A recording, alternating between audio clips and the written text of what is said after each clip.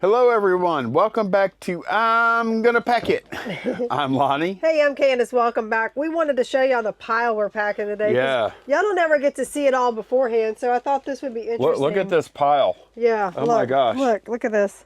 Look at all these big things moving out of the shed. We have a packing day ahead of us, so we need to get to it. Packing Palooza. Look, we have our HBA section. We have 3 watches. We've got breakables. We've got books. We've got shoes. We've got video games. Action figures, movie reels, you name it, we have it. Did I hear someone say, "Oh yeah, I bet you don't have birdhouses"? Yeah. Wrong. Well, bird feeder, but yeah, yeah. But yeah, let's go ahead and get to packing, Candice. Let's get to it. Alrighty, let's get to it, Candice. We're gonna start out with 2 movie reel lots as usual, so I don't have to lug them around. Right. And these are not going to the same person. So I've got, let's double check. I've got 62 going to Mariah. Correct. Okay. And 55 to Kenny. These may not be 100% ready to roll. Yeah. Just need a little more paper. I'll go ahead and pop this open while you do that.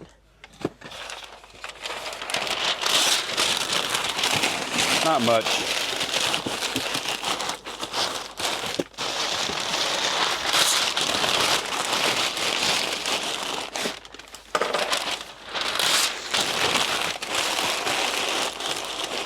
Now they've got band camp this, couple of weeks, huh? Yeah, she's going 2 days this week. The leadership goes for the first 2 days this week. Yeah. And then the next 2 full weeks is the whole band, like mass band, band camp. All that to say, oh look. Is that a new roll? No, but it came. So yeah, our little helper, our employee. Yeah, don't refer to her as our little helper. Well, she does help us. I know, but how would you like? So she won't be working today and tomorrow, but she said she will work the last 3 days probably. Because she, I'm trying to. We did utilize her to bring all of the boxes of packed listed reels to storage and picked up what we think is the rest of the ones that are unlisted. That was actually a lot more work than it might sound like. Yeah, we knocked it out a lot faster with her help. Yeah, we get her to do a lot of the listing, a lot of the photography and stuff, and, kind of easy stuff. But then, what was that, Saturday or Sunday? That was Saturday. Yeah, it was also nice to be able to utilize her manual labor a little bit too. Yeah. She's pretty strong, I guess, from carrying around a trombone all the time. We could have done that without her, but man, that made it to where it didn't totally wipe us out. Yeah. Physically, And it was a lot faster. And Yeah. She cut probably 30 minutes. Right. Off of us doing it, No, it's just nice. I have something. We were kind of talking about, like, what would our resale model look like if we could pick and choose. So I thought it'd be interesting to talk about if we started our eBay business today. Start from scratch. Yeah, here's the premise. So we have let's assume we don't have a shed. We have nothing. Yes. Except one thing we do have. Our knowledge. And $1,000. We'll give ourselves $1,000 starting. Start out from scratch. Starting stack. No inventory, no shed. Yep. No equipment. Right. Yeah. What would you do? What would it look like? That's kind of a fun little thought experiment there, huh? Yeah. I think. So. Yeah. You know what I'm doing first of all? What? Because you have nothing, right? Right. Okay. First thing I'm gonna do. Well, okay, and we have $1,000. Right. That's right. It's gonna sound crazy. Well, I might not do it absolute first thing, but it would be soon. because it might not, because it wouldn't have to necessarily be the absolute first thing. But if we have nothing, we're gonna have to have somewhere to store stuff and work out of. That's right. So pretty soon, like we're gonna have to spend at least, let's say, on an indoor storage unit, right? Uh-huh. I think you could cut $250 off of that $1,000 right there. Right. Yep. Just for that first month of rent, unless maybe you can get lucky and get a special where you don't have to pay anything. Although we do have a spare room in the house. We do, and so that would probably be the better way to go. Yep. Is to just assume, yeah. Because you could get by with a spare room for probably the first 6 months or so. Right, till your inventory just makes it undoable, not doable anymore. And knowing what we know, we would be very organized and give things custom SKUs. From the start, even when they didn't need it. Oh wait, I got to do the bottom of this. So this is one advice we typically give people when they're starting out. Start listing things around your house you no longer want that are worth reselling. That'll bring in some more capital. And we have that. We have some stuff in our house that we would not have any problem selling. That's right. Both of us have collected stuff in the past, and then. Oh, you were pushing down and it said 22. I'm like, what? What is it? It's under 20. It's 19. Yeah. Okay. Yeah, those all really kind of need to be under 20 to be able to go ground advantage. Yep. We do need to fix the. Fix the what? You have 13.13.8 and it's 13.13.9. We need to go fix all the listings. Or is it 13.12? Let me see. Is it one side 12? Yeah. All right, a couple of expensive transformers going. Does that make a difference on the shipping cost? It does, yeah. It actually, it cost us a little bit. How much? They paid $12.74. It's costing us $13.26. So that's a fairly new thing that one dimension matters that much. Right. Yeah. It didn't used to. Yeah. I'm gonna compare pirate ship too, since rates changed over the weekend. I'm gonna be comparing some things, so. Oh yeah, that's true. I might be kind of slow. Yeah, I didn't even think of that. Yeah. But yeah, they had the changes go through, right? Right. The July 12th changes. Yep. That's right. So let's see what pirate ship has for a rate. And y'all, we're gonna stay on track with our title topic here. Yeah. I've got a lot to say about that. I do. Because we got $1,000 to divvy up. Right. Right? Yeah. So would you buy, okay, you obviously need some kind of packing supplies. Yeah, so, okay, so if I only have $1,000, I'm just starting, I'm going to use used boxes for as long as I can. Okay, pirate ship's the same, by the way. Okay, I'm going to use used boxes as long as I can. Start out, yeah. Before I'm not going to buy boxes at first. If I did buy boxes, it might be some 864s, small stuff, smaller boxes. Yeah. And then, if I run into boxes I don't have or I can't source, Walmart has some pretty good boxes they sell for cheap. Yep. You can get by. You don't have to stock. You don't have to drop, $500 on a box collection to start. That's right. You don't have to. So we'll just plan. Now we will have, what we will have to buy though? Tape. We're gonna have to buy some tape. We're gonna have to buy bubble wrap. Yeah. We're gonna assume we don't have this printer, but we do have a printer in the house, a regular printer. You know what? We're gonna go. I might go ahead and drop some of my starting. No, you know what we're gonna do? we're gonna go QR. We're gonna QR code it for a while. Oh, just bring them to the post office. Bring it to the post office with the QR codes. Yep. So we're just listed for a while, on eBay. so we're not having to spend. Because I was gonna say, well, you know, that's only $70, but we need this money for inventory. When you only have $1,000, yeah. We only have $1,000 to start, so we need the money for inventory, and we know we're gonna have to buy like tape. Yep. We're gonna have to drop $55 on bubble wrap. Like, yep. I'm trying to think of how much. You're gonna have to buy a scale.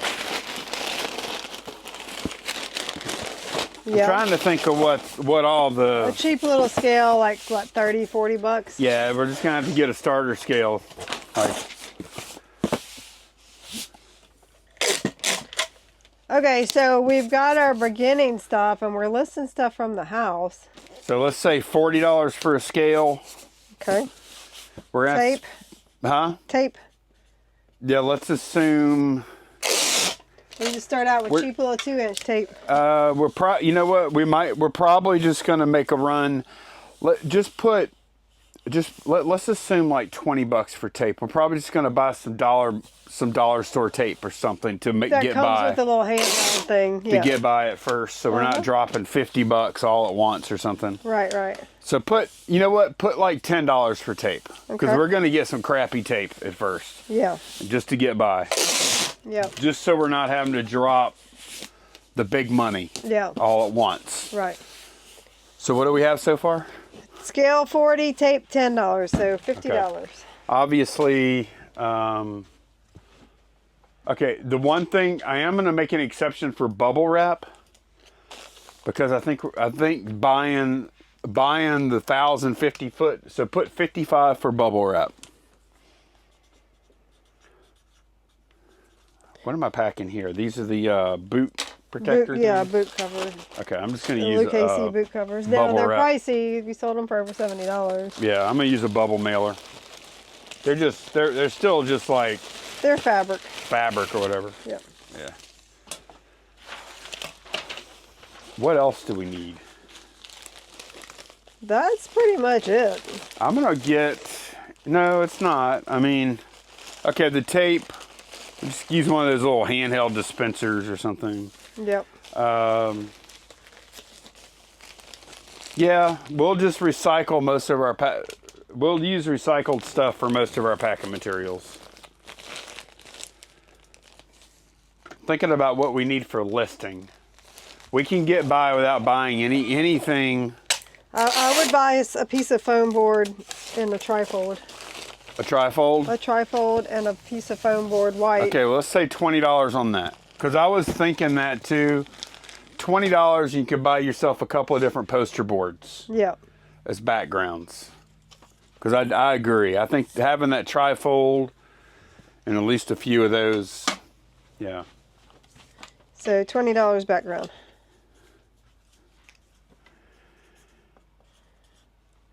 And we're not buying lighting yet. We're going to put it in front of a window. No, we're not buying lighting. We'll put it in front of a window. No, we'll find a good spot. We have to sign this. And this needs to be... 234. Okay. Why don't you go ahead and update that number before we forget. Okay. What's the date today? It is the 7/13.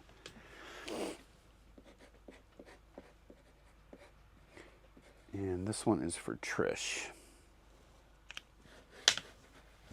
You need to come over here and put your Candice on it. Come put your Candice on it. What's that? Not even sure what that meant, but I don't think it meant that. Yeah. Okay. They probably don't want me licking their magnet. I'm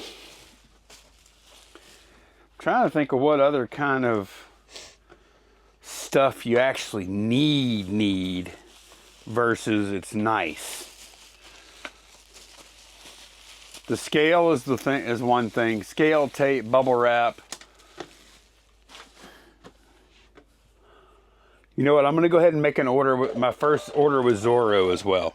Are you? Yeah, I'm going to go ahead and order. Wow. Yeah.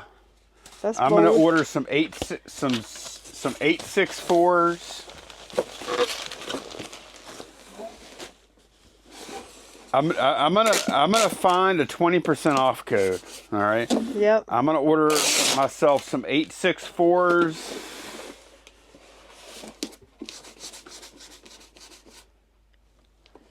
Some 864s, some 12s, and a thing of paper. How much you gonna spend? So I think that's gonna be, let's see, 25. That's gonna be like, let's see, 25, 45. That's gonna be about $60 after coupon. And that'll be the only packing supplies I get. I know okay, that's... So now you've spent $185. Okay, but I think we're all set.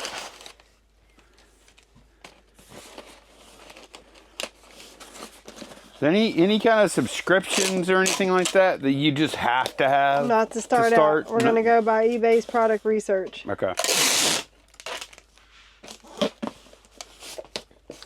So, okay, we've got some supplies. We've started listing. That's the two things there. We've started listing stuff from the house. Okay. That's the expensive one, right? Yes. So, what's next? Start sourcing? Yeah, so we need to get out to garage sales.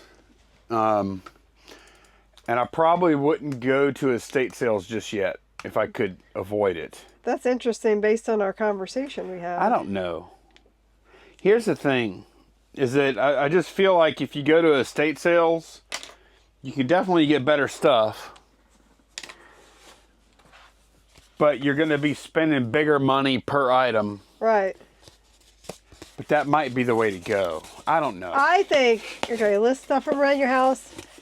I would go to estate sales on half off, but just look for some home runs to get in some big cash. Yeah, estate sales just on half off day. Because you have about $800 you're working with, right? Yep. I think it should, you know what? I wouldn't hold back. I would be super picky. Would you? Yes. Yeah. But I would look for like something with a good sell-through rate that has a good profit margin.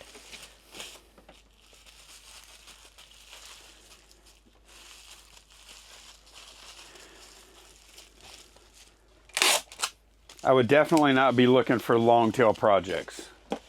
Right. At that point. Yeah, we need stuff that can sell, that'll flip pretty fast. Get some more cash coming in.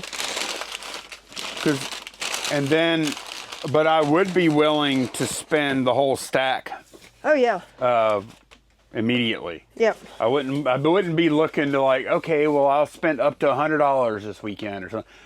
I would be looking for opportunities to spend all of it. Yeah. And to go all in. Especially with $1,000. Being picky. Yeah, looking for good spots, but being aggressive. Yeah. When finding them.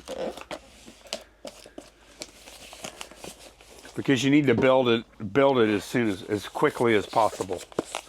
Because I'm assuming that if we're in that spot, we probably need the money. Yep. You know what that is? Yeah, that's the watch. Yeah, okay. Expensive watch. Now, would you just start off selling on eBay or would you spread it out from the beginning? What do you think about that? Oh no, I would spread it out from the beginning. Because like you're going to be desperate to make those early sales. Because you're going to be wanting to get your capital back as soon as possible so you could reinvest it. You know? Right.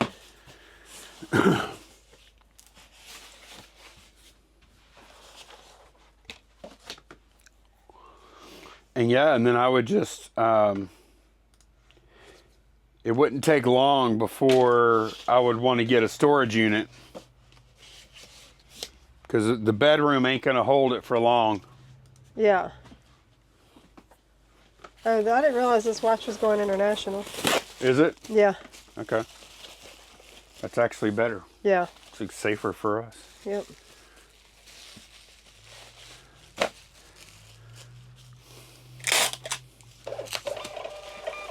But yeah, I think within a couple of months, it'd probably be in a storage unit. Right. I don't think. So going back to the platforms, I would definitely put them out on different platforms. I would not subscribe to a software just yet because that's a big expense. No, I would trade all those things that we spend money on, Candice, for convenience sake, new boxes, different subscriptions like List Perfectly and all these different things, right? Yep. At first, since the money is low, you trade out your time to where you're not spending more money. Right. And then later on, when the money is not so low, then you start trading a little bit of that money back to get some time back. Is there any certain categories you would stay away from when sourcing? Like things that have a high return rate, or? Honestly, I would probably look to do what we're doing right now as far as what we'd be buying. I don't think that would change. Yeah. From what we're doing right now, because we'd be doing it based on what we know right now, right? Right.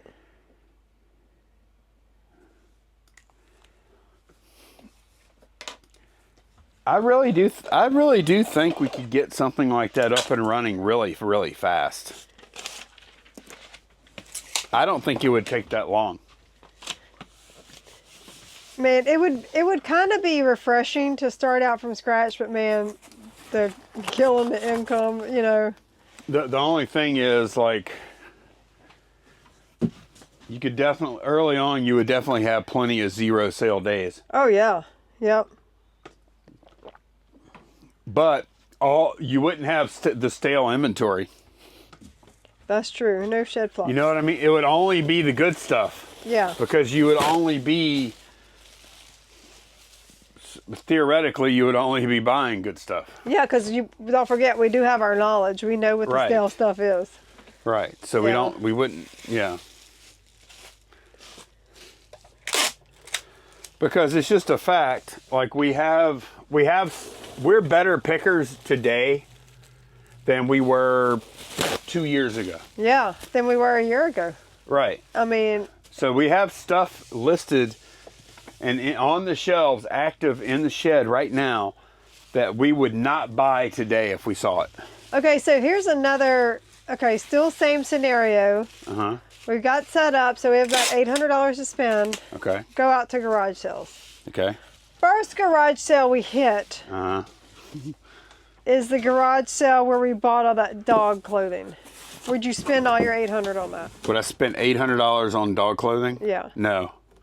I don't think that would be a good idea. No, I agree. Because now, like, I'm okay spending all my money that day, but not on a product as long tail and as risky as that. And so niche. I think it would work out, but I think there would be better spots to spend the money. It'd be a really long return on investment. Right. Yeah.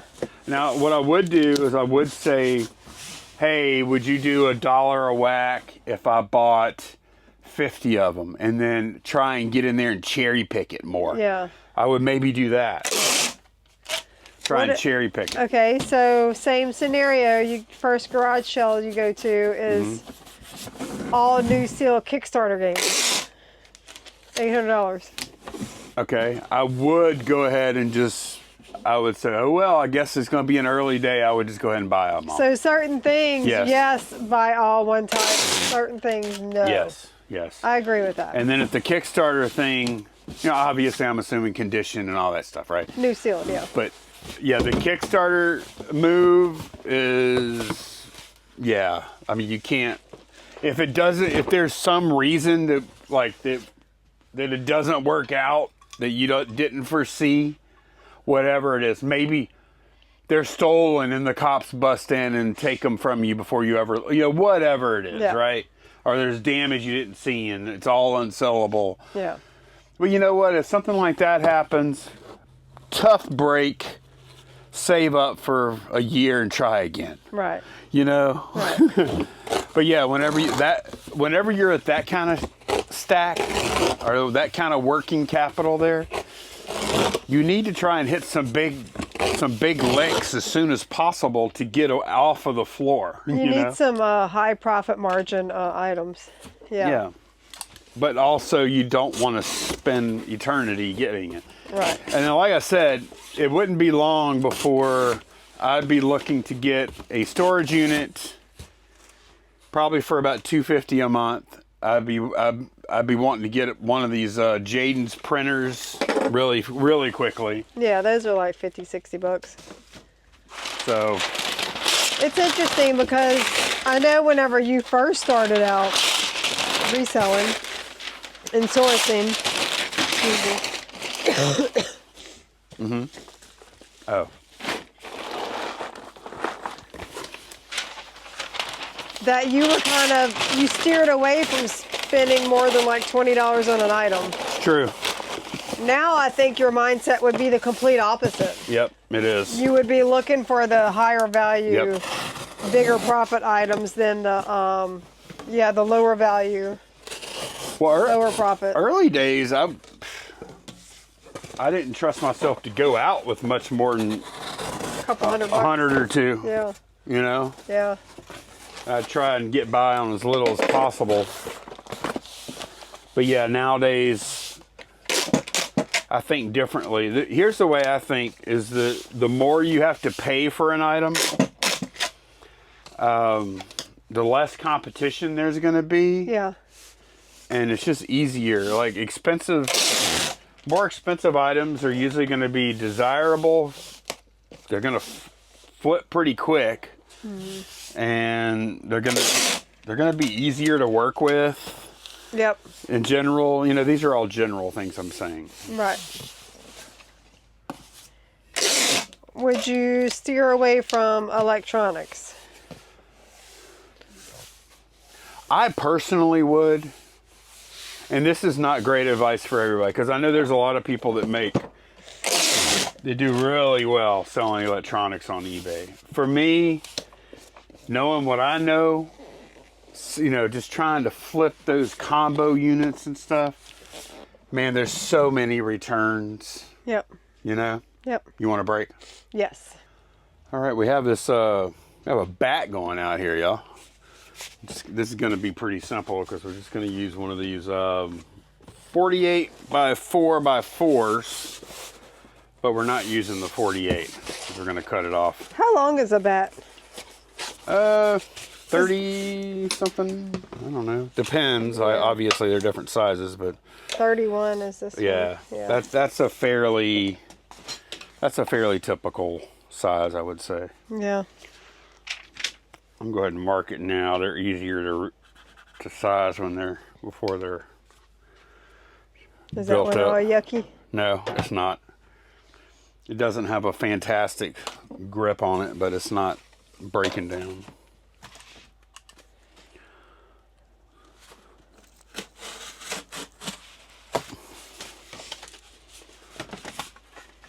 I guess we would need to find some kind of cheap table at a garage sale for packing, huh? Yeah, that's the kind of stuff though that could wait. Whenever you see it, you grab it. Yeah. Because we could just use the kitchen table or whatever. Yeah. That's the good thing. It's like most of the stuff on the back end is all stuff. Add to it as you can accumulate. Yeah, yeah. You don't have to have There's only a few things you have to buy early on. Even like when I was talking about buying the bubble wrap and stuff. Although I feel like the bubble wrap and paper are necessities. Are kind of a necessity. Boxes you could scrounge around. Right. Get them from friends and family. It's just my thinking on the small boxes is the small boxes are so cheap and you're going to be shipping that size very often, so it's not like it's going to take you a long time before you would need them. Yeah. But Candice, I think, because we've been at this a long time and we've accumulated a lot of inventory here and stuff, but I think if we started from zero, I don't think it would take that long before we would have like pretty solid daily sales. Oh, me too, because with our knowledge now, we know what to pick. Right. And so like as long as, now it would depend on you know, us having some decent fortune. Yeah, finding the stuff. Finding, you know, going out and finding stuff. Yeah, you can't just make it appear. Oh, you know what? The scenario also included, we didn't discuss this part of it, but the scenario did also include not being on YouTube. Right. So, which that's a part of the equation, because like I said, I think after about 6 months, we'd be well on our way to good day, you know, solid daily sales, and yep, you know, being able to take a few more chances, and maybe if we see that dog close by, then we're like, okay, yeah, we can do it now. Now it's time, yeah. You know, like it doesn't have to be the quick flip this time, you know, all that kind of stuff. And honestly, talking about like big buys, like if we were just starting out and this HBA buy we've done the last couple months, I wouldn't do that. You wouldn't? No, the profit. Oh, I would. Would you? The profit is so low. I think it's Wait, on the $2 HBA? Mm-hmm. Oh no, Candice, that'd be a mistake. You think so? I do. Actually, that was one in the early days when I first started getting serious about it. That was one of my early buys that... One thing I would be, knowing what I know now, being nervous about that type of HBA is having the account shut down. Yeah. Having the account shut down, bringing in all this new HBA product. Yeah, but here's the thing. That applies now. It's risky now, you know? Yeah. And the sales of that stuff are so... but I mean, that's fine though. The HBA buy you were talking about in the beginning, I would definitely do that, because that's Mary Kay. Yeah. Or even the Estee Lauder stuff, you know. But yeah, this other... It would suck though if you went out there for $800 and then all the stuff started getting taken down, or your account got shut down. Yeah. No, it would suck. Yeah. So I would be very cautious about... I would too. Putting all my eggs in one basket with that type of thing. I would too, but man, that would really that could get you off to a nice start though, because you could like that kind of. I don't know if you remember a couple of years ago when people were coming in with these big buys of new product. eBay was asking for receipts. You know. Yeah. Show me you bought this. Show me it's not stolen. Okay, so this is 33.55. Okay. Sorry. Get to business real quick. Whoa! Oh my gosh! It almost hit you. 33.55, 3 pounds. Okay. 33.55, 3 pounds. Got it. This is an expensive book. Okay. $130 sale here. Yeah, remember when they were doing that, and it's like, okay, I got this stuff at a garage sale. How am I supposed to show you a receipt? I haven't really heard too much of that lately. Maybe if you started listing a bunch of brand new with tag stuff. Yeah. You know, of luxury brands. Right. You know, like all of a sudden you started listing a bunch of brand new Louis Vuitton. Or I think that was happening like when people had like a bunch of new tennis shoes and stuff. Nikes and stuff. Yep. Yep. Not necessarily Louis Vuitton, just new good product, you know.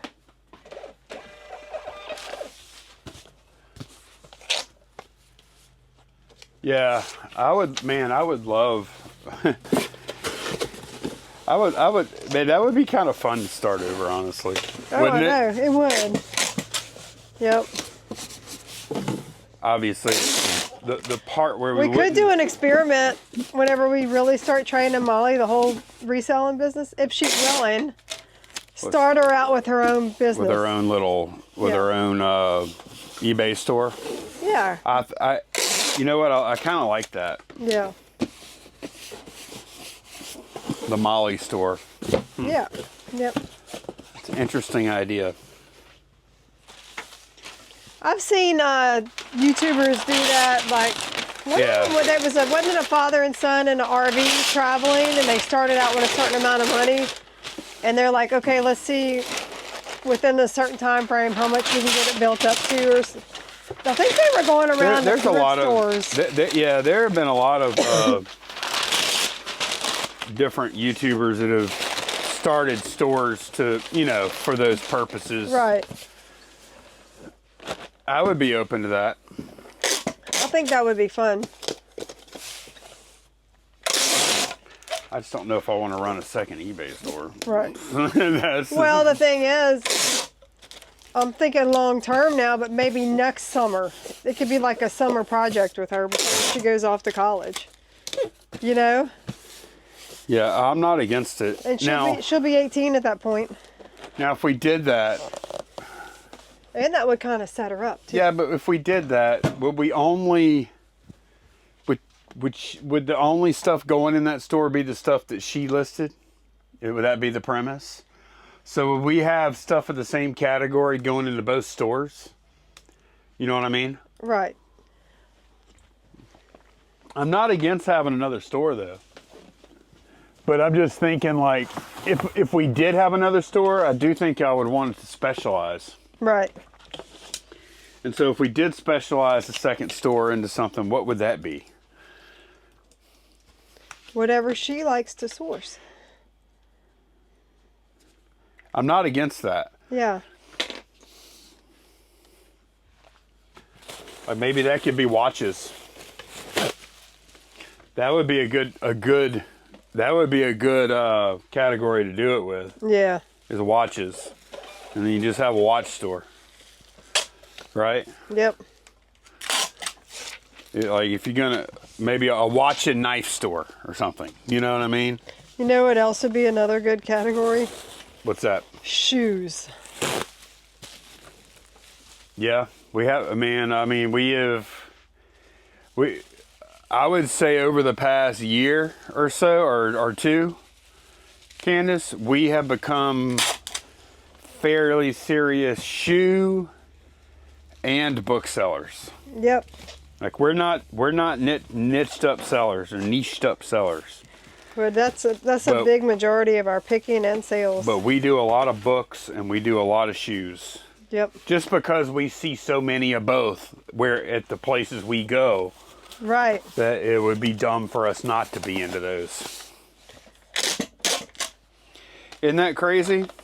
Because like when you first started here, we weren't dealing with, like I would do the occasional book. Yeah. But nothing you like... You probably never bought a cookbook. No. No. The stuff we buy now, of course, when you first got in here, I was sourcing, there was a couple of years there where I was sourcing from Guy heavy. Yeah, like every few months doing like a big action figure buy and stuff. So, yeah. So there was actually a couple of years, y'all, where... You were kind of niched up. I was. Collectibles and action figure category, yeah. I didn't choose it. It chose me. Right. Not a bad niche, though, obviously. It's actually about as good as it gets. It's up there anyways. All right, we're doing a big boy, huh? This is the Coke sign, and I didn't realize this is also going international. Is it? Yeah. Okay. That's good. I like international. Yep. International is actually safer. Now, how did I plan on shipping this? That's the question. This is going to be an epic video today, y'all. 4017.8 is what you put. I put 4017. That's what I wanted to look at, was that dimension right here. Yeah. It looks wide. It doesn't look 17 though.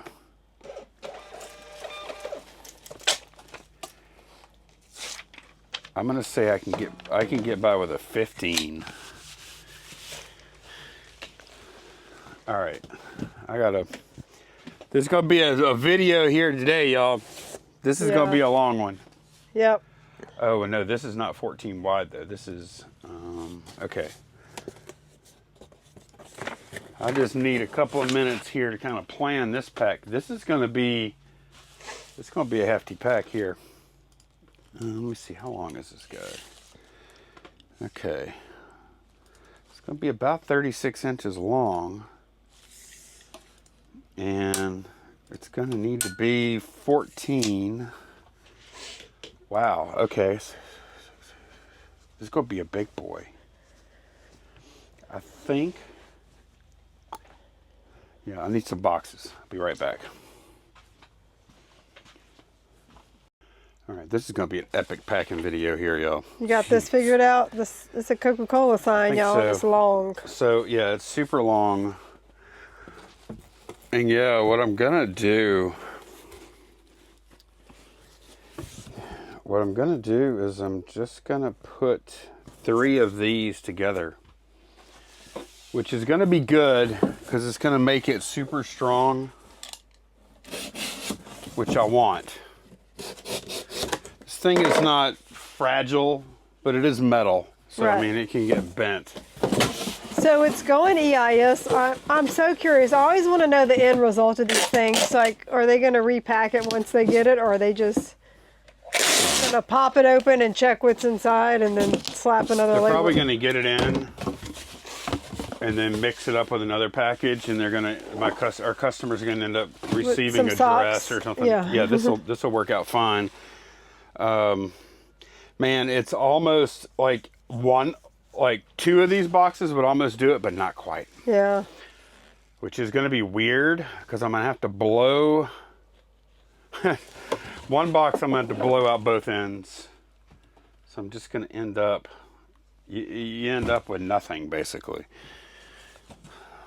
Okay, let me see. This is a weird one, y'all. Sorry, I just need a minute to... Okay, I'll just do that. I'll just blow it out. Then I'm going to have to kind of tape it together.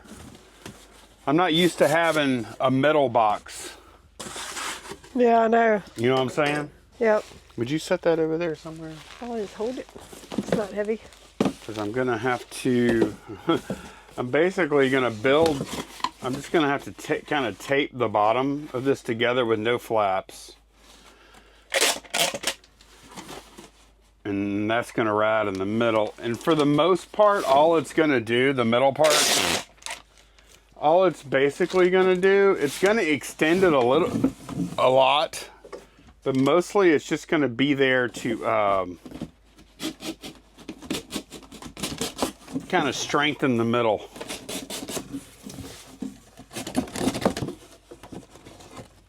Okay, so that's going to be the middle part. I'm also going to have a lot of scrap here as well.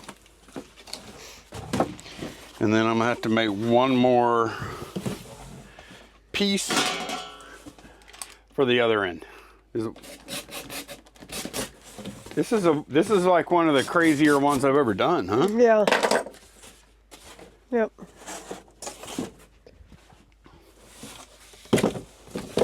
Okay. So after we do this, then we'll just have to connect it all together. I don't know what this might look like complete. Oh, another thing I'm gonna have to do is figure out the resize, because obviously it's not going to be this tall. And this is where we're actually going to get a lot of our strength too. The middle section is going to give us strength, but then this extra cardboard we're going to have is going to give us a lot of strength as well. Yep. Okay, let's see how. Right there. Okay, you could take it out now. I'm going to have to resize all 3 of these pieces down to this same height.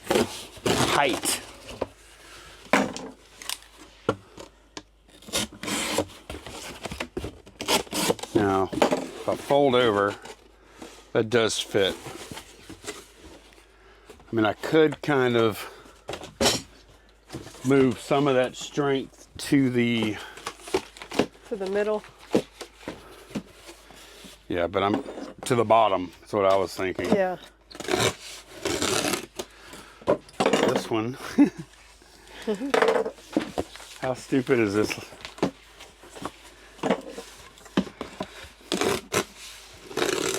This is a project pack here. Yeah, it's like you're creating your own box. Look how wavy that is. Oh, that's because it's not on there tight or something. Man, look at that. Yeah, I know. I did a wave. Oh, well, I'll figure it out.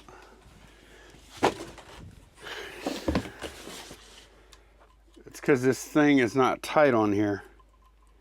Is there a screw? You need a screwdriver? That's tight. Like it's, well, hang on, let's see.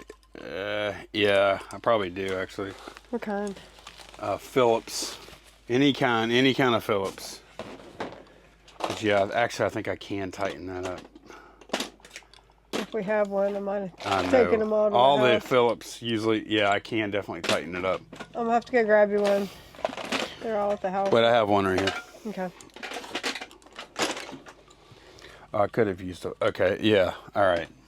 Yep, that, all right, it'll stay straight now. Oh boy. Oh yeah, all right. Dang, that middle piece looks crazy. What about that other piece? It's kind of wavy, It's too. a little wavy, too. Yeah. All right, that's all right. We're going to be a little wavy on this one, apparently. Okay. Cut that up. All right. This is already packed. So basically, I'm just going to put all this stuff together. I'm going to put this... fold it on these wavy lines. Man, it's like perfectly wavy too. Yeah. All right, we'll roll with it. All right, so I'm gonna put that inside of here. Okay. And then this will go kind of on the outside of that. I don't know what kind of length we're gonna probably have to knock the length out a little bit. Let's see. I think about right there. So then I want to kind of get this middle piece kind of in the middle. Because it's got cardboard around it. Just kind of shove it over a little bit. All right, now on the bottom, let me go ahead and get some tape down so I don't lose that length. So on the bottom, I'm going to bake. First, I'm going to tape it so I don't lose what we need the length to be. And then I'm gonna throw a few of those cut off scraps into the bottom. Because the top is gonna be ridiculously strong with all that extra flap. Look at all this flap, Candice. It's gonna be like a... Yeah, you do have a lot of flap.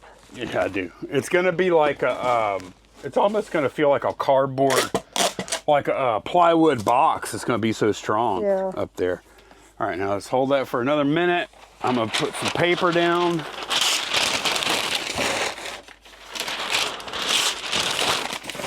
Kind of all the way across. Bad pull.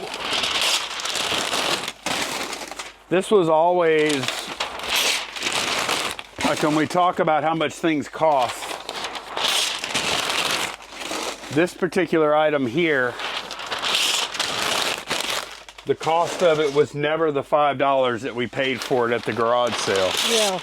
This right here is the cost. Materials and time. The time and, yeah, the materials are going to come up to probably about, maybe close to $10. Yep. Probably $8 to $10. I think we probably have about $5 in box here. And then you're gonna have, you know, paper, and we got some bubble wrap. And, so we paid $5. It sold for $140, but we're gonna say with materials and time spent, including listing and everything, probably about, we're into it for probably about $25, I would say. Well, I hesitate to calculate the time spent because that's just part of it, you know. Yeah. But time is money. It is. I just don't know how to figure it. Yeah. Like, because the extra time you're taking packing this is time later on could be spent listing more stuff. Yeah. Yep. It's always the opportunity cost. You're right. Yep. No matter what we're doing right now, we could be doing something else. Right. And that something else could be better or worse. Yep.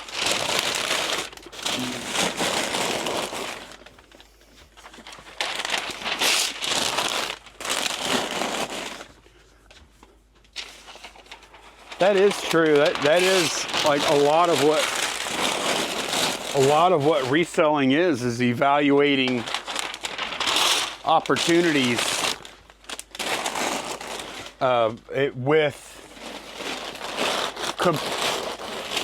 taking everything into account. Yeah. That kind of goes back to what we're talking about starting out. Like, in the beginning, I wouldn't want to do a lot of big projects because the faster you can get things listed, the more money you're going to have coming in faster. Turn and burn. Yeah.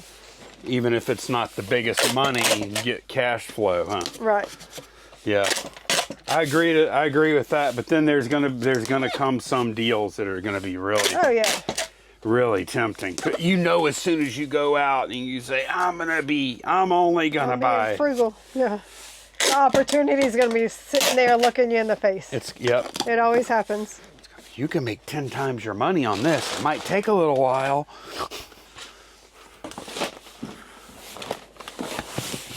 So what is your opinion of this box? It's a little ugly right here. Yeah, it's very ugly. But it's strong, and we just need it to get to the Glendale Heights, Illinois. It's real, man, look at this spot right here. Oh, I hate that. I wonder if maybe I'll make a patch to put it. Would that make it even worse? No, I think it would probably look better if you just wrapped a little piece of a strip cardboard that fits that size. I could do that. Yeah. And then, all right. Man, this is ridiculous. I'm just, like I said, I'm wondering if we're doing all this and they're going to end up repacking it somehow. Well, that's on them. And then if we're at that point, then we're in the clear already. So, I mean, not that I don't want this thing to get there. Right. All right. I might use this other piece instead. I think it's a little skinnier. This is stupid. No, I think it's a good thing. Do you? Okay. Yeah, I like it. Well, I won't say it's stupid then. I like it. It does improve the strength a little bit. Right. So, there's that.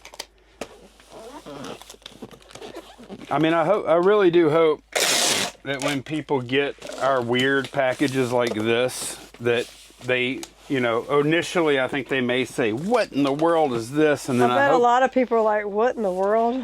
Yeah, but I hope at the end they're like, oh, I see what they did there. Yeah. They just wanted it to make it. Yep. That's what I hope they end up saying. Look, I made a little custom patch for that. I know. A little splice. I like it.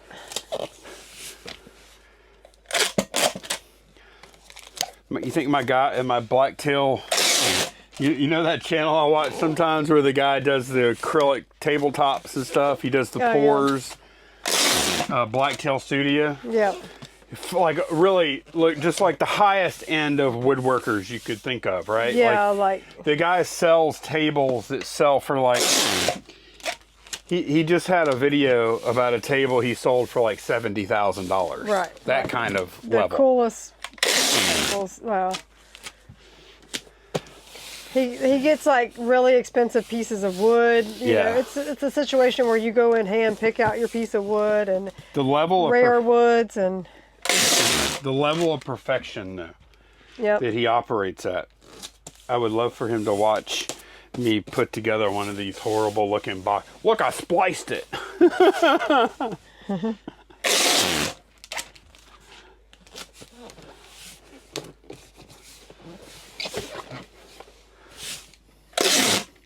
Because when you're doing something, a $70,000 table. Now, granted, I think that's probably the most expensive. He's normally doing like 10 to 15, or maybe a little higher, average. But yeah, somewhere in that realm. That $70,000 table he built. Do you know how much the shipping was? I think it was basically across the country. Okay. Well, it went by a truck. Probably chartered a truck to bring it, huh? Yeah. Probably like $5,000 to ship it or something, huh? No. What? $20K. Wow. Oh, you know, maybe it was. It must. You know what? I think it was overseas.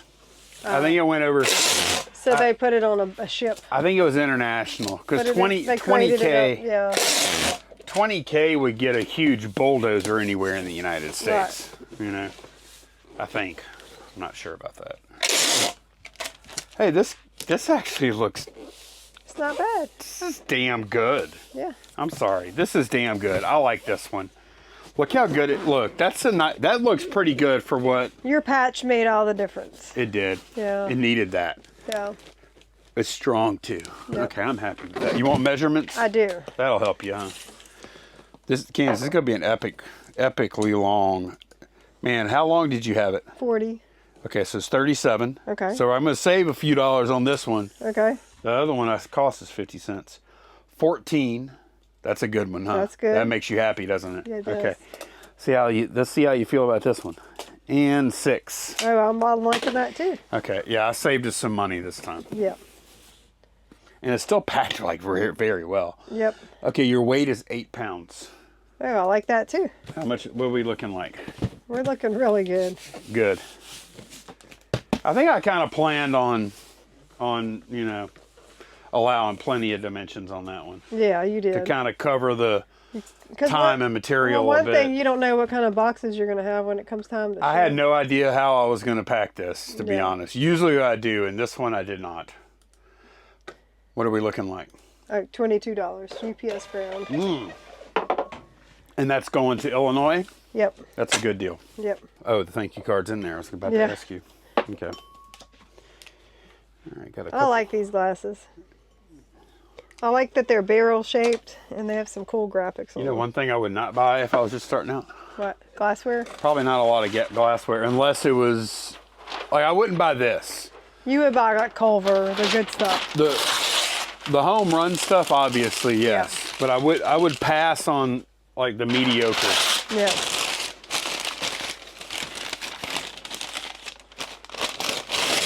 You know, it's really funny when you ask that question, though. Like, most of the things that we answer is how we should just operate now. Yeah. And we're kind of going that way. Yeah.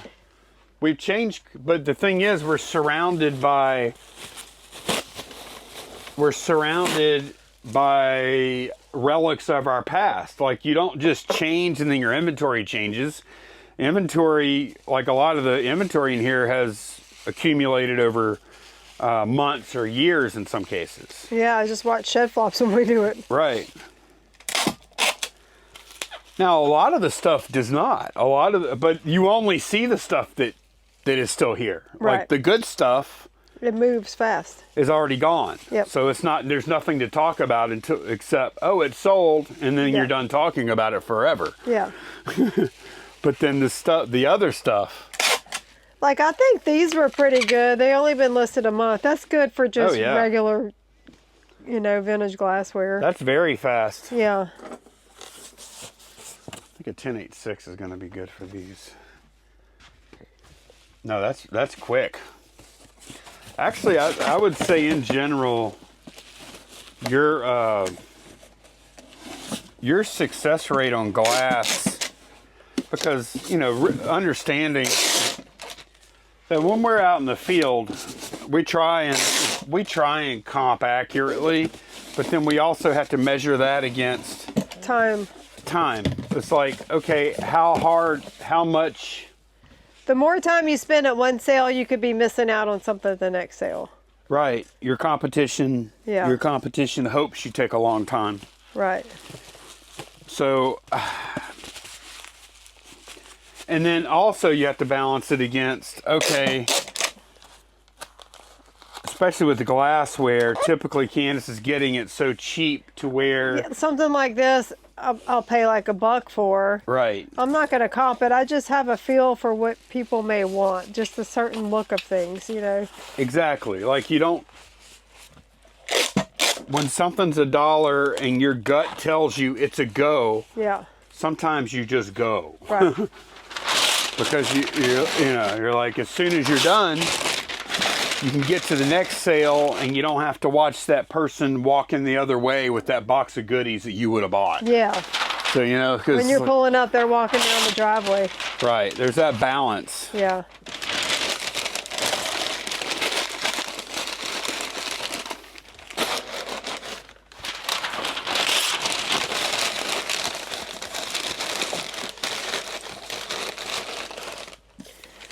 Well, we still have quite a few hard packs ahead. It's quite a day. It's okay. I don't have as many as I used to. You know, what's funny is that the money portion of this conversation is not the difficult piece to accumulate. It's the knowledge. Because I remember when, and you probably remember this too, Candice, when I first started doing this thing, I was not good.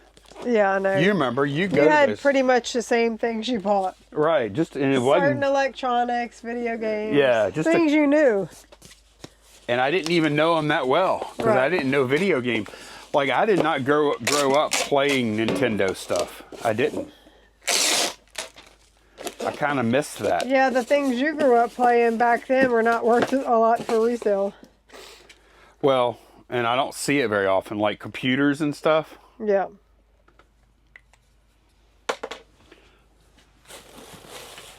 So yeah, the money is definitely a challenge, but the knowledge is really a challenge, you know? Yeah. I wouldn't say it would be easy, but I definitely, like, we could definitely go from giving $1,000, we could, after 6 months, I think people would be surprised what we'd have. Now, here's a question I have, though, is given my experience, here's the one that I don't really want to answer, but I will. Given my experience on YouTube, started with zero there, didn't exist. That's the one that I question. What do you mean? Like, would I be able to do it again? Or would you, knowing what you know, would you do it? Would I do it? Yeah. Would I even try? Right. Because one thing, here's the thing about YouTube.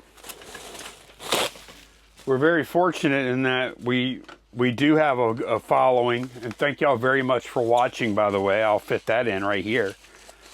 But one of the reasons we're able to do like this I'm in a Packet channel, and it's a viable thing. Yeah. That is, you know, let's be honest, it's just barely, we pack anyways, so that means it doesn't have to make like a ton of revenue, but it does need to make some revenue because I bother to like put it together every day, and you know. Yep.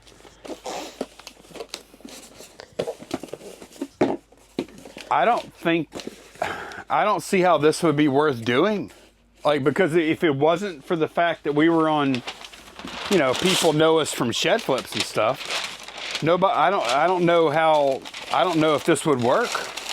Yeah, I know. It would be tough. It would be. It was easier back when you first started because Yes. there weren't as many. The competition wasn't there, but the viewers weren't there either, though. Yep. And now there's way more viewers than when I started, but there's way more competition, Right. and the expectations are higher than they used to be from your audience. Yep. Yep. It's crazy how things have changed. You keep telling me how hard this is going to be, and you keep giving me easy stuff. I'm giving you a little break right now. This is nothing. This is easy. This is the best you got? Ha! You got nothing. You got nothing. Oh. The little new rates, I think. Oh, yeah. What are you seeing here? This one's going to cost us over $1. So talk to me. So they 8 ounces. They paid $7.13. We're paying $8.40. Let me look. For how much? 8 ounces. We're paying how much? $8.40? Yeah. Where's it going to? Must be Washington or something. Get back to... California, Washington, something like that. Oh, Alaska. That's why. Yeah. But still, how many ounces? They bought it before the rate change. Right. That's what we're working with here. Yeah, because we're Monday and they bought it before the rate change Saturday at midnight. Yep. A lot of people ship their orders on Saturday to avoid that, and we didn't. Yeah, we're not going to do that. I'm going to get you to hold off because I'm checking pirate ship. Okay. Okie doke. This guy is actually kind of big. This is a wrestling ring here. Yep. This is one of the better pieces we got when we bought all the toys. Not this past weekend before last. we didn't actually even go out this past weekend. Well, we went Friday. Oh, we went Friday. Oh, I went by myself Saturday morning. Candice went by herself Saturday. We did not go out. Man, we were totally planning on going out Sunday, and there were 8 estate sales, which is a lot for our area. I would say average is probably 4, maybe 5 per week. And because last weekend was a holiday weekend, this always happens. They don't have them on the holiday weekend, so it doubles up the next weekend. So we were going to go out, and we did so well on Friday, we decided not to. We're like, man, we have so much stuff. We really have got to. Yeah. You know what? I'm going to bubble wrap each one of those corners with and one that's piece. one thing we do now that we probably wouldn't have done before. We used to always feel like there was, man, if we don't go, that we're going to. FOMO. Yeah.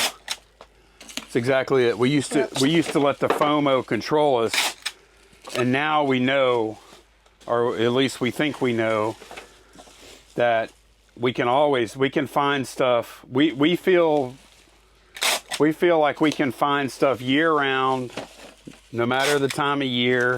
There's always stuff out there. There's always stuff to buy. Yeah.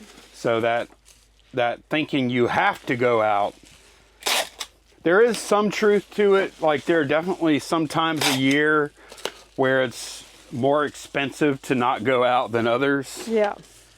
Like early spring. Yeah, we always go out both days. Early spring is when it's really. And then again, once the weather starts cooling off here, there's a lot of sales. So there's certain times of the year where we go whether we think we need to or not. But then whenever you get into the dog days of summer, it's kind of like, well, we could go out and we would probably do really well, but we already have enough stuff and we could do the same thing next weekend. Yep. So let's just wait. Yep. And that's what we did. And also it helps. Not only does it help as far as like with the throughput, because we just run out of room. We run out of, like, we can only list so much, and Yep. Not only does it help with that, but it also, from time to time, it's nice if half the weekends every month we have actually a day or two off. Right. Although we did do a little work. Yeah, moving stuff to storage and stuff. Yeah. Yeah. So even when I say days off, a lot of times I'm not even being honest. And you're usually doing video work every single day of the week. Yeah. You never. Video work, I actually did not do video work Friday or Saturday. Okay, good. Most weeks I have 2 days off of making videos, and I typically will take those days off. So you had Saturday off, but we did bring stuff to storage and pick stuff up. Yeah, we worked for a couple hours on Saturday. Yeah. I went out sourcing that morning. Yeah. I let Lonnie sleep late. And the only reason I went out, and if you saw the vlog earlier, we would have talked about this. I woke up Saturday morning and opened Facebook, and there was an item staring me in the face, literally. I didn't even go looking for it, that I had to go buy. And I'm like, while I'm out, let me see if there's any more sales in the area, and I found 2 more sales that okay, yeah, so when you say that, I think you need to give them a little more information. So you saw this item. It was an advertised garage sale close by, and they had pictures of their stuff. So I looked, and there was a home run item for sale. Tell them what it is. It's a scanner, Epson scanner. It's Epson, right? It's it's a flatbed scanner. Yeah. And I messaged her. I said, "How much are you asking for that scanner?" She said, $20. I said, "Can I Venmo you?" Because our sale wasn't open yet. I said, "Can I Venmo you and pick it up after your sale opens?" She said, "Yep." So I did that, and I'm like, while I'm going out, let me see what else is out there. Found 2 more sales just real close by. This is Candice at like 7 in the morning while Lonnie's snoozing. I'll let Lonnie sleep late. So I went out to 3 sales, and I came home with a good little haul. Yeah, you did. Yeah. Good, real good little haul. Yeah, I got video games, a couple of trumpets, some instruments. the scanner, a good cookbook. We were gonna show that stuff on the vlog today, but now I'm thinking. You don't think we are? I don't know. We'll see. I don't. If we I feel like we have a lot today. If we didn't show it in today's vlog, it'll be in tomorrow's for sure. There we go. I'm happy with that pack. All right, somebody bought 2 Lladros. They did do 2 separate transactions, and they're pricey pieces, so we just feel like we should pack them separately. Pricey. Yeah, that's one way to say it. Yeah. These are expensive, man. You know what? Lladro have been very good to us. It has been. So what do you think about this? Because look, these are in, I'll show y'all how these are packed, like this. It's custom packed. I think maybe I should stuff some paper. Oh, definitely stuff something around or, it. You know, around it. Paper or bubble. But as far, I'm not going to put anything against it because this is made to fit it. Yeah. I would definitely put some kind of bubble here and maybe paper in the other compartment. I think I'm going to go bubble just because it's softer. Yeah, right. And the idea here is just to kind of don't want any weird vibrations going on or anything in there. I don't know. I don't know what the reason is for this kind of thing, but I just know you don't want big voids of nothing. Right. At least something to tamp the vibrations or something. I don't know all the physics of it. It's for the same reason why you put, or why we put paper inside of glasses when we ship them. Right. Same concept there. Okay. So that's the one with the puppy, right? This is the... It's on the end of the box. Oh. Collie with puppy. Yep, okay. Collie su cachorro, which I guess is Spanish. For puppy? For pup. There's zero movement here. Yeah. Which is good. I guess I'll bubble wrap the box as well. Yeah, so man, I'm trying to remember what we paid for these because we bought, what was our total payout that day that we paid her? We spent a pretty good bit, but we bought the 2 Lladros. I actually have a picture of the price tags where she crossed through and put prices. Let me find it. Because like we got a great deal on these. We bought 3 Lladros. Yeah, we bought 3. We bought 2 box dogs, and then we bought a loose figure. A loose one. Trying to remember what the loose one was. And then we bought an art glass bird of some sort. Murano glass bird, which, did we list that yet? Mm-hmm. We did. Okay. We listed all that. Okay, let me see what I'm going to do with this. I think I might do... we bought a purse. I'm kind of looking at the stuff we bought. Okay. Yeah. You know what I think? Okay, so... I'm going to do a 12-12 stack here. That Lladro we paid $96. The one I'm packing right now? Yes.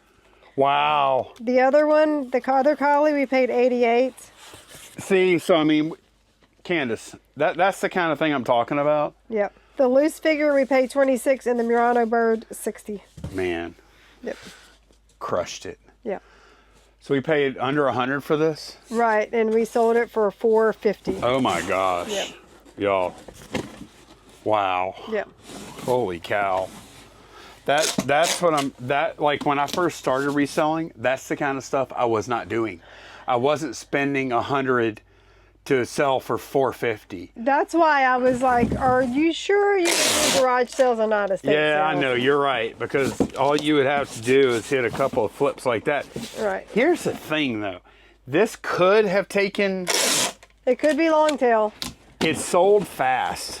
But it could, like, it wouldn't have shocked me if this would have taken 6 months to a year. Not all Lladro is good, and not all of it sells fast. The thing that we have in favor with this is dog items. Right. People love specific breed dog items. Although, y'all, we've had so much Lladro. Look, that's a perfect size, just like that. Yeah. I'll just put another box right on top of it. We have had, we've had a lot of Lladro over the years. As a matter of fact, from her sale, yeah, this was probably 2 years ago at this point. The dancers. We got, how many of it? It might have been like 10 of them or something, huh? They had a whole mantle full of ballerina and gymnast, like, dancer themed Lladros. And they, I don't remember what they would sell for. They were selling for anywhere from probably $50 to $250. Right. Like that kind of thing. They were loose without the boxes. And we killed it. And I'm just thinking about my history with Lladro. It's been very good. That's another thing. They sold fairly fast because they were a specific genre. Not just a girl standing there. It was a dancer, Now it did take, I think for them all to sell, it might have taken about a year. A year and a half. Yeah, but, we had a couple that hung on for a while. Most of them sold fairly fast. Most of them sold in the first couple of months. Right. So like, I don't remember what, I'm kind of making these numbers up because I don't remember the numbers, but like if we had 10, it was the kind of thing where we probably sold 5 in the first 2 months. Yeah. And then we sold another 3 in the next 6 months. 6 months, and then a couple hung on for over a year. The last 2, it took maybe a year or a little more, like that kind of thing. But typically in that kind of situation, you get like the first couple of sales get you into the money anyways. Right. You get your initial money back. So,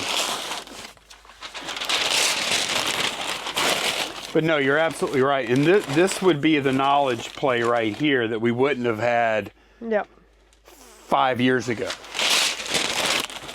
Really, this one estate sale company owner has opened our eyes to figurines because we would kind of look at them before, but she has us looking at them more because she would be like, hey, y'all need to look at these figurines. Yeah, because you kind of get jaded to categories as a reseller over the years. Because you look up so many figurines and so much glass. Worthless. And it's not worth anything. And then you're like, okay. So note to self, never look up figurines again. They're worthless. Yep. And that's kind of where we were at. And then now we're not. But it's still the fact that 99% of that stuff you see out there is actually worthless. Yeah. So now it just becomes a knowledge game. And getting it at the right price.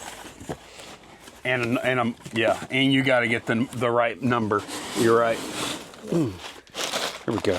This is nice. See, I love this kind of pack. These are so strong when I do this. Yep.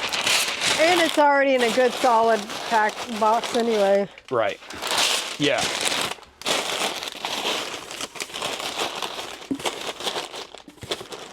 Yeah, you never know what can happen, but I'm definitely happy with this pack.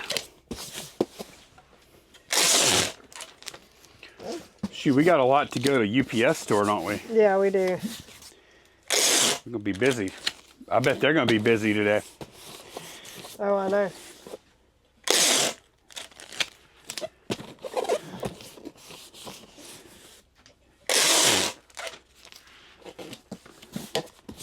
Man, what a score on these dogs.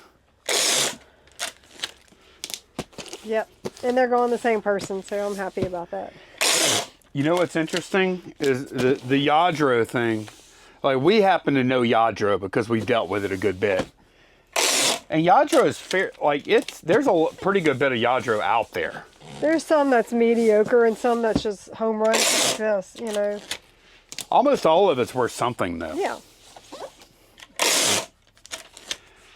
But do you know at the time, it was one of my biggest sales was a Lladro? What's that? This was before you were working in here full time. Do you remember when I bought that chess set? Oh, yeah. It was a Lladro chess set. It was all all little porcelain pieces. Yep. All 32 of them. Ended up selling that set.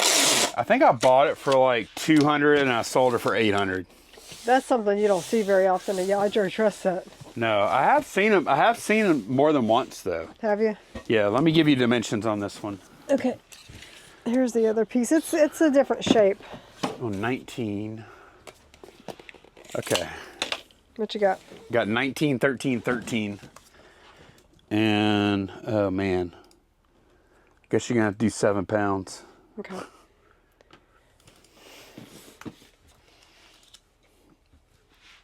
Where do they live? New York. Okay, it's going to be pricey. Yep. No other way to say it. Yep. Well, this one has all kind of open space in it. See that? All right. I might do kind of around the dog. I'll do some bubbles, and then the rest of the void I'll do some paper because it's a big area.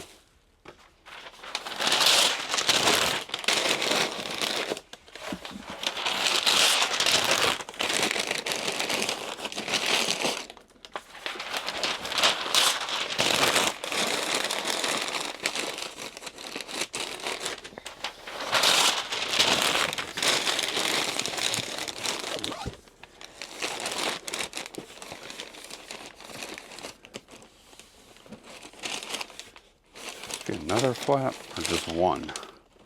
It's kind of weird. Kind of weird they only have one flap here. It might be. Is it tucked underneath here? Maybe it is. Huh? Is that even supposed to be out? Oh, you know what? It's probably not. It's probably supposed to be... No, there's only one flap. Okay. No, it's supposed to be folded down. You're right. No, I don't think so. No, you're right. Look, if I pull it up. I think it's supposed to go over. What am I doing here? All right. This folds down like that and then goes in here. And then, see, like that. That's how it's supposed to go.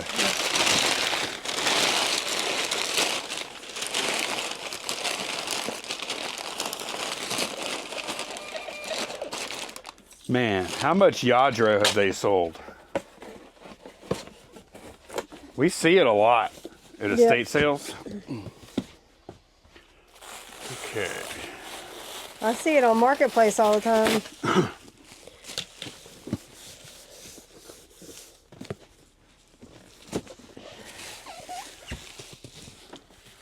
We've sold some expensive Lladro pieces. Although that dog I packed a minute ago is up there. Yeah. I don't know if that's the most expensive piece, but it's got to be up there. There was, oh, you know, I'm thinking of another piece we bought.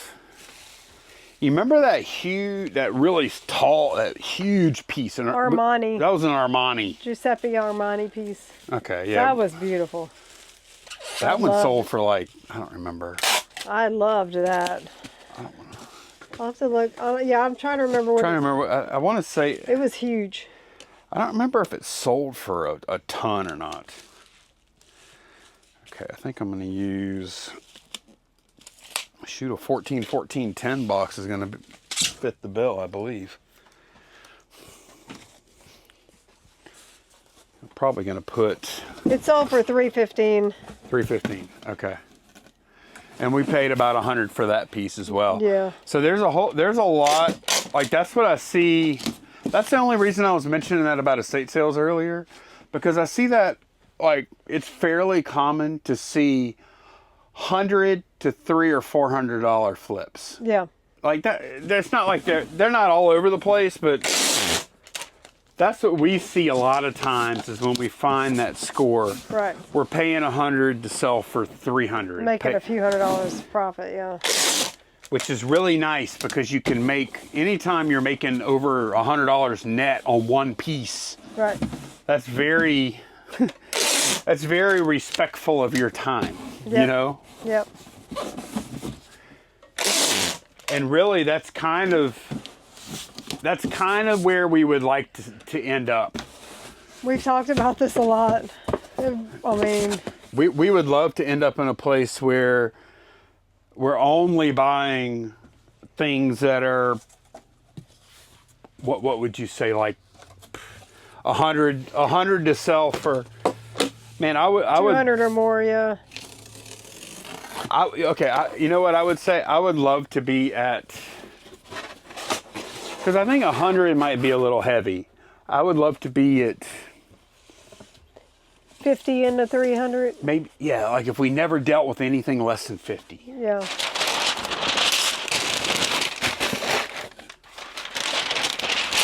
Can we get there? I don't know.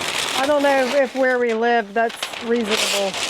But I'm not sure. You might be right. I think there's a good chance you're right. Yeah. But here's the thing. A lot of the high dollar stuff we buy comes from where? Estate sales.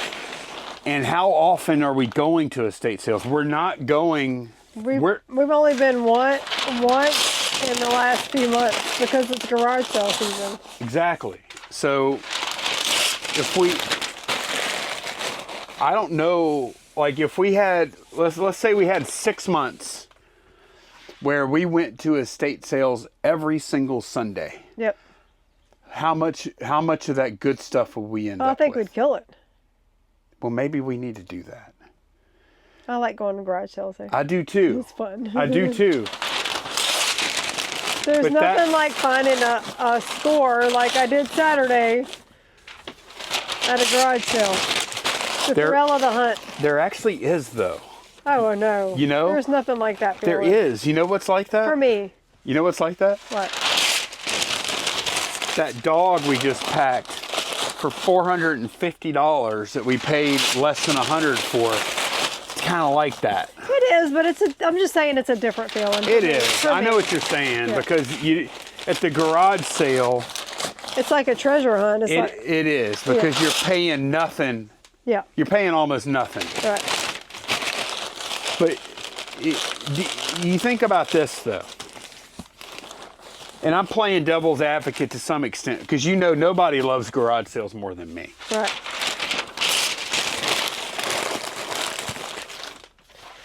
We've actually talked about what if we just did estate sales only, you know? Right. And that's what I was going to say, is that here's what happens. Because we were talking about opportunity costs. Right. Here's what happens. Here's the cycle we're in. We go to estate sales and we find good stuff, right? And we're like, oh yeah, this is great. And we list it, and then it sells just like these dogs sold or whatever. And we're like, oh yeah, that's awesome. Put a couple more strengtheners up here. And then the next weekend we hit garage sales and we kill it. Yep. We fill the truck at garage sales. Sunday comes. And even though we just got just made a killing at estate sales the previous weekend, now we're thinking, what? We're thinking, oh my gosh, we got so much stuff at garage sales. We don't even have to go out. We don't need to go to estate sales today. Which is probably true, because we did kill it at the garage sales, but there's an opportunity cost there. Yep. So the problem is it's so tempting when you don't really need the stuff, because not only are you A, not spending more money, but B, also you're getting one of your days back. You get a day off. So that's kind of where the tricky part is. As far as us going to estate sales. Right. Yeah. I mean, it's easier when you need the inventory. Yeah, we need to go. Right. When you don't, it's so easy to say, let's sleep in and stay home, you know. But it makes it difficult if you go to garage sales on Saturday and you get a ton of stuff, and you're like, and then it's time to go to estate sales on Sunday, and you're like, we got too much stuff. Yep. I know. But you could have gotten better stuff if you would have went out. Yep. So we got to, that's the kind of things I'm thinking about. All right, I don't think I made him a card. This one is probably 15, 15, 11. Okay. Let me verify. Yeah, 15, 15, 11. Okay. All right, yeah, this is a collectible. This is a large collectible book. That's on EIS also. And there's some other stuff in here too. It's not just a book. Concert swag. Like yeah. A cup and a few other things. Let's see. Okay. Cup. Okay, I think I'm gonna go. I'm gonna have to go 16, 12, 10 here. Man, we have got, and we can't go media on this because it's got the cup in there. Right. And we've got some crazy big stuff going out today. So awesome because the shed is getting so full, y'all.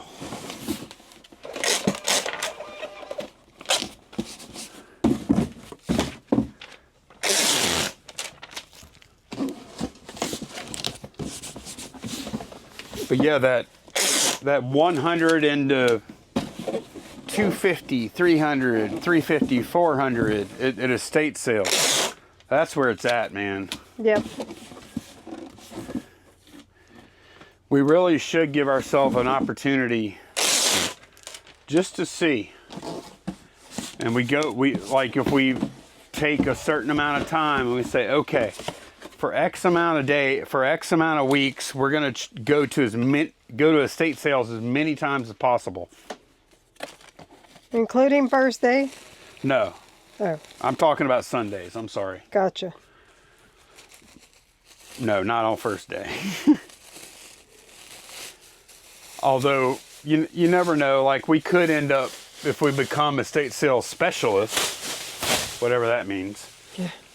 Then I could see a time where we were like, go on all the days, and then maybe we say, okay, well because you do find where they make a ton of mistakes. Oh yeah, pricing mistakes, yep.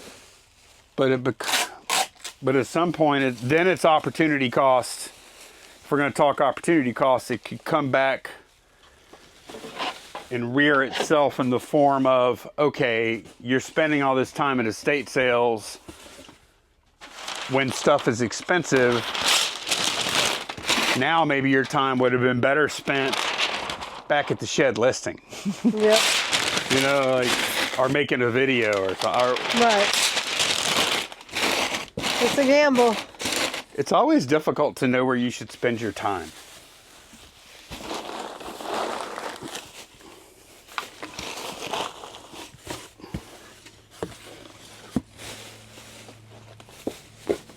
Because we are fortunate. We have different options for how we can spend our time every day. And we have to make decisions on what to spend it on and what to, maybe more importantly, not spend it on sometimes.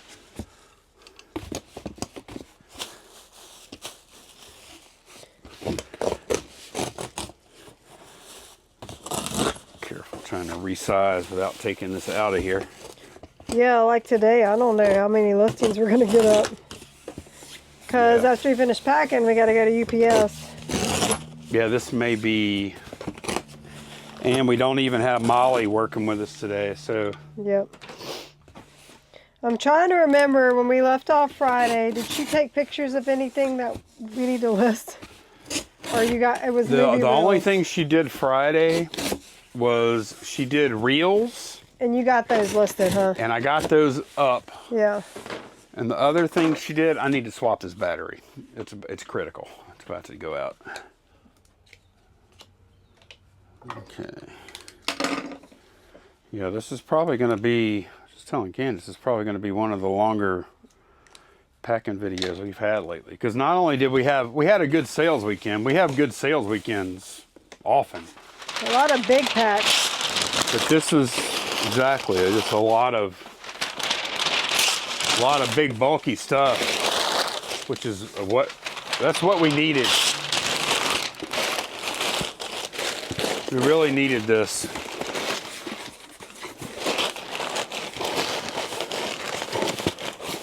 Now we are storing the reels. We've actually given up on. And they are all getting stored in storage now once they get listed. Yep. Like it got to the point where there's so many we can't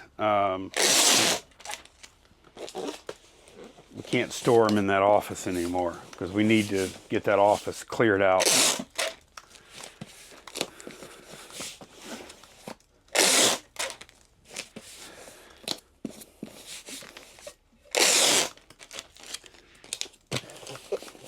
But yeah, I think starting over, I think the biggest challenge, because there's so much stuff out there, like we said, the biggest challenge we would have early on, though, is just trying to make sure we focus on how fast the stuff will flip. Right. Because, like, in this scenario, we don't, like, once we spend the $1,000, we, in that, what do they call that? What do they call it? Whenever you're just like when that theoretical situation, we can't just go to our personal account and get another $1,000 out. Right. You know, like in that situation, we have to turn it, and then by the time after we turn it, we don't even get to keep it because we have to sink that money right back into more inventory. Yeah. That's the tough part. Yeah, you gotta. Like, how long do you have before you need to start like putting that money back into your household? Right, that you can take some back for yourself. Right. That's the really tough part. Okay, so this top piece right here, that has to be there. Doesn't come off. That's the weak point. Yeah. That's the weakest point. Yep. Okay. It's not very big though, as these go. Okay, yeah, even up to there, it's only 9 inches. So. Oh, and if y'all think these birdhouses are cool, watch our eBay store because Candice has been printing like crazy. I've got a bunch ready to list. And the ones you've been listing so far have sold well. Mm-hmm. Yep. And you sold a couple local too. Yep. So. And we have a very cool birdhouse in our front yard. Which one do we have? Diner? No, it's a mid-century modern. Well, we have the house. The house, that's right, yeah. with the little plant. Planter, yeah. That was the first one I made because I knew I wanted that for myself. I want a surf shop eventually too. Oh, for our yard? Yeah, but we need to try and sell some though. We can wait a little while, but I eventually want to get a surf shop. Yeah. Yeah, it's cool. I am going to do a mid-century modern bird feeder. There's a cool one I want to do. Put a bird feeder out there. I think I'm just going to take this out. And then this is going to sit. Man, this is so nice. I like that piece. All right. Figure out my resize. Oh, I would love, Candice, this is going to be, is this a real business discussion? But man, wouldn't that be awesome?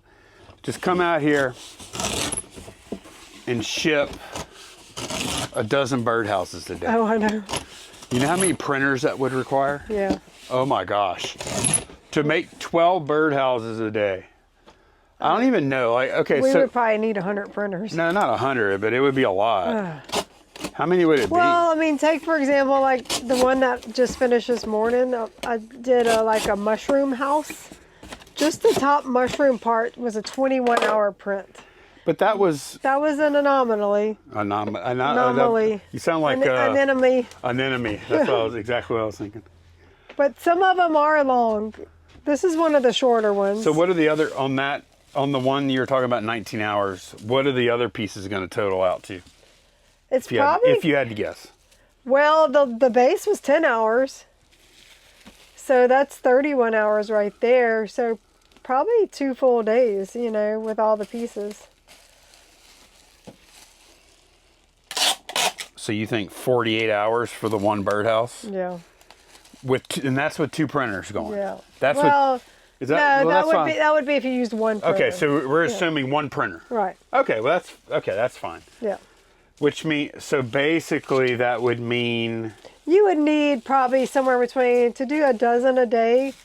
Because not all birdhouses take that long. Right, either. but you would need between a dozen to 15 printers probably. Because here's the thing, I really don't like to leave them running at night. You did last night. I had no choice. It's a 21-hour print. I couldn't stay awake that long. I know. I'm not complaining. I usually don't like to leave them running at night. I avoid it if I can. Because sometimes they get clogged up or a print fails, you know. Stuff happens. The good thing, though, typically, if something's going to happen, it's going to happen early. Yeah. When the print, yeah. Early in the print is usually when you see, because normally it's going to, 9 times out of 10, it's going to be on the first layer. Oh, I was so nervous when I woke up. The first thing I did was check because I'm like, man, 21-hour print. What if it failed in the last hour or so? You wasted all that time in filament, you know? Yep. So yeah, you do want it to fail in the beginning if it's going to fail. You've had pretty good fortune, though. I have. With your long print so far. Yep. Like, you know, usually the prints that fail are the ones that have the real fine small pieces. Thin pieces, yeah. And they fail early if they fail, because typically it's going to be some random bed adhesion issue. Yeah. Or something. And 9 times out of 10, all it requires is just to try again, and you get lucky and it works. Right. That actually doesn't happen that often. As a matter of fact, I would say when we first got those printers, I think we might have printed 50 things before our first failed print even happened. Yeah. I know a lot of 3D printer people, I don't know what you call them, printers.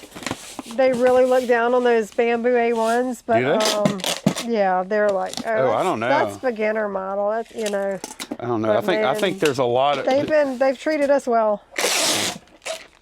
There might be some of that because, you know, there are more expensive, more capable printers, but I also know that there's a lot of people that sell, you know, do like production runs of 3D printing that there's a lot of A1s being used in a lot of professional production runs. I think a lot of it is people that they resent the fact that it's so easy to use. Oh, right. You know what I mean? Oh, yeah. Yeah. No, there's definitely some gatekeeping involved because 5 years ago to get the results, man, is this supposed to go in there? Was this for Daniel? Yep. Okay. 5 years ago, to get the results we're getting now was impossible. Like it was so much harder. The bed leveling issues. And you bad had filament, yeah. The amount of knowledge you had to have was higher. Now, Candice, I was the one. All right, so we've got closet-made brackets. Yep. 5 of them. These guys.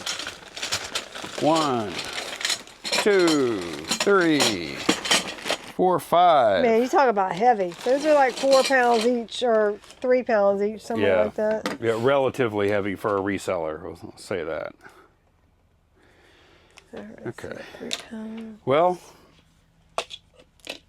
taking a lot of time and kind of a pain in the butt. But we made a sale, a meaningful sale finally.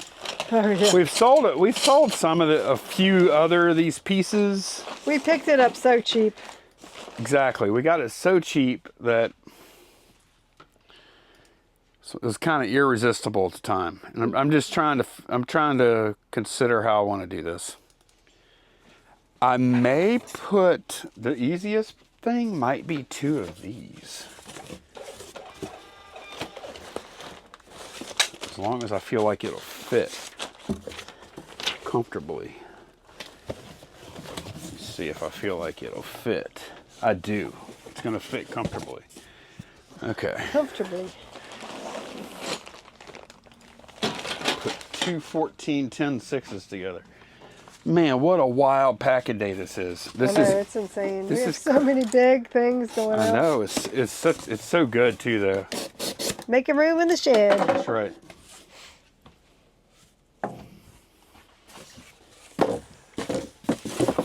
And that's what, like, we can always fit another, you know, a little tchotchke in here somewhere, but it's the stuff it's the larger stuff. Like we're really starting to get cramped in here. Yep. So it's important we have some stuff get out of here. Let me just test this real quick just to make sure I still like it. Oh yeah, it's perfect. Okay. All right. Get the. Oh, that's a 14-10-6.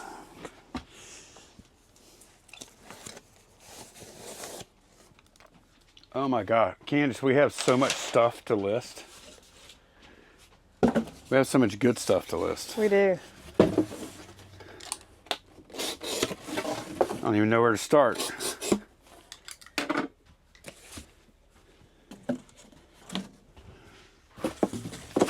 It's still crazy though.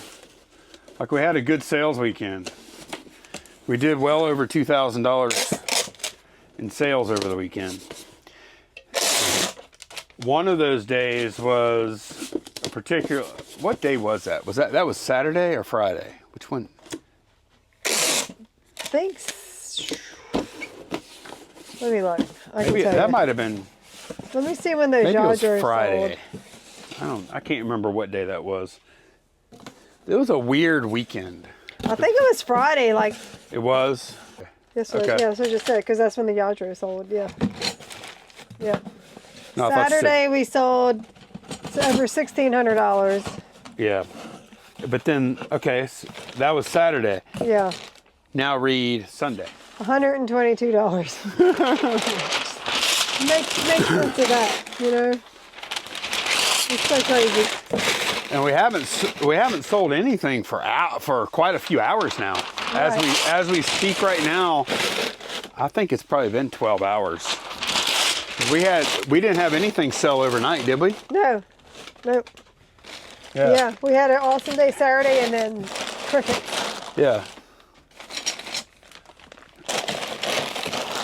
And so far today has been.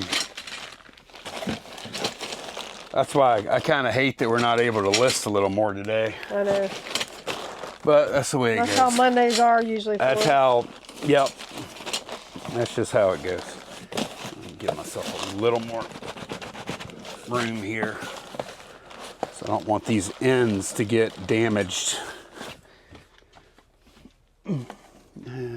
I'll use paper. Paper real tight.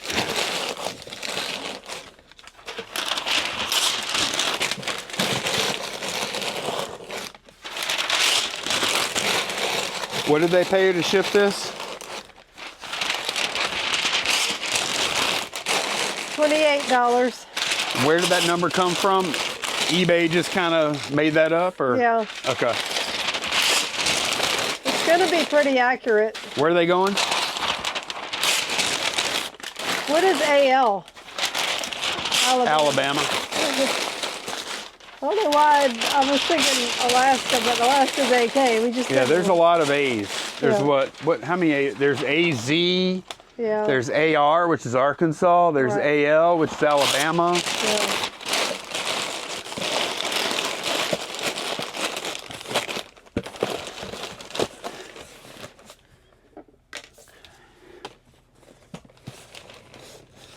Somebody's probably happy to get these at that price because they probably already have the system and they just want to expand it. That's what I'm guessing anyways. Yeah, this stuff, closet-made stuff is expensive at the store. Yeah.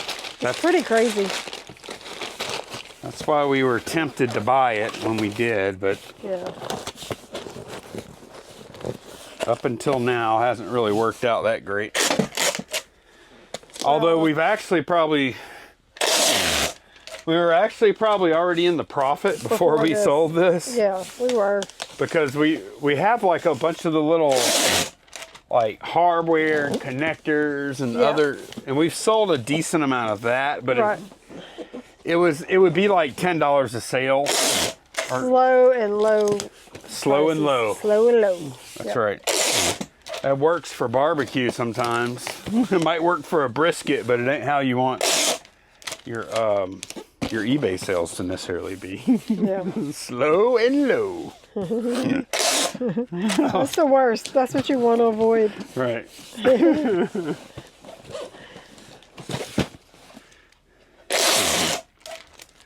We want our eBay sales to be like a steak.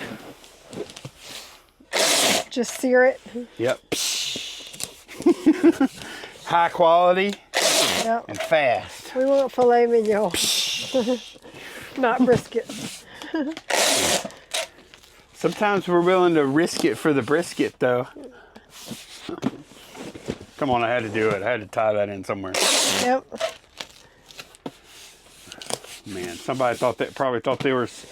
Man, if I would have been the first person to think of risk it for the biscuit, I would have been very proud of that. I gotta say. All right, kind of an ugly box. You want measurements? It's easier when I give them to you. Huh? Yep. Okay, you got 24. Uh-oh. Oh, great. Yeah, it is what it is. 24, 11, 7. Okay. All right, 19. Let's see how much eBay's calculation cost us. Okay, yeah, we're doing fine. It's going to cost about 20, and we got 28. Yep. That's good. Yeah. That works. That works. All right, I'm going to move this. You got the it. next thing ready? It's up on the bench. Oh, it's right behind me, huh? Little HBA thing. What is this? Okay, it's not, so this is not a hazard. No, it's not aerosol or anything. Okay. Man, these packs, huh? And it's not over. I think that's all of your really hard ones. We have a pretty good one over there. What, the poster? Yeah. Yeah, I guess so, huh? Well, if you're not the one packing it. It's not fragile. No, it's not. It's just, matter of fact, I think I have a, it's a poster that can't be rolled, y'all, is what we're talking about. Yeah, it's like cardboard type. Is my coffee, hey, would you hand me, my coffee's behind my laptop, if you can hand it to me. My throat is dry from doing... It's empty, that's why. You want me to go get your water? Or here's Do I have an old water. Yeah.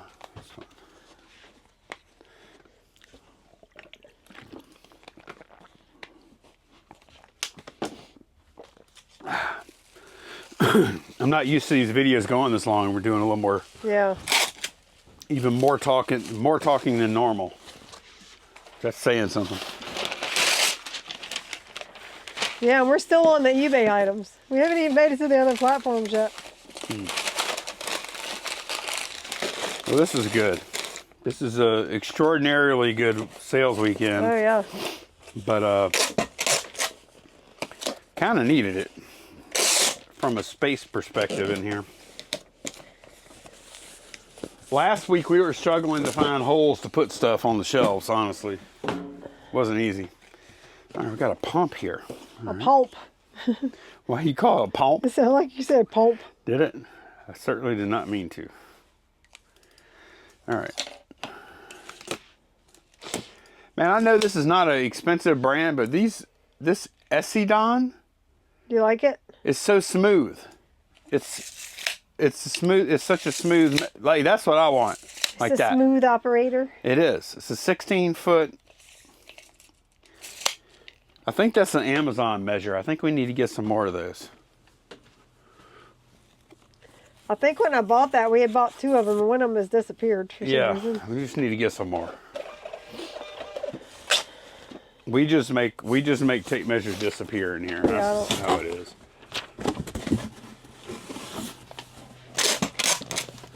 Boy, do we use a tape measure a lot? That's you know what? That's one of the things. If you don't have one with your $1,000, that's one of the things you're going to have to get. You have to get you a tape measure. Yep. Tape measure and a scale. Just get one at a garage sale. Oh, wait. Most people already have one. Yeah, most people do. All right.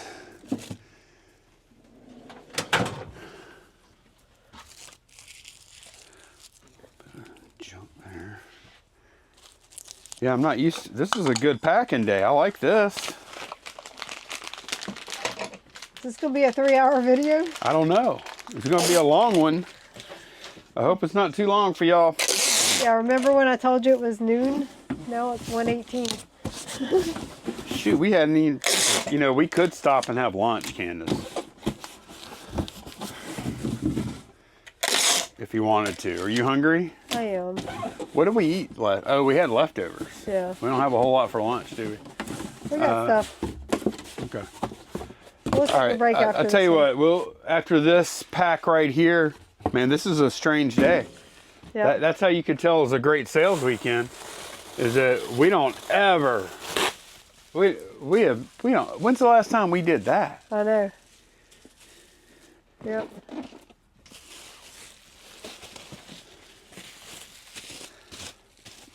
And it's not really the quantity of sales. It's like they're not. We had some difficult packs. Even the easier ones like this one, it's still something to it, you know? Yeah. I wonder how many people would even put bubble wrap on it. I was on the fence, and I was like, all right, Lonnie, just put some bubble wrap on. You know what? The thing is, it's sealed, but we don't know how it's packed inside there because it's sealed. You know what though? I wouldn't. You know why? I was real close whether I was going to use bubble wrap on that or not. The only thing that sent me over the edge on using it was because we just had another shipment of bubble wrap come in. So you're like having. Well, I got plenty. I'll use it. Yeah. That's how close I was. You're rolling in the bubble. Doesn't even need it.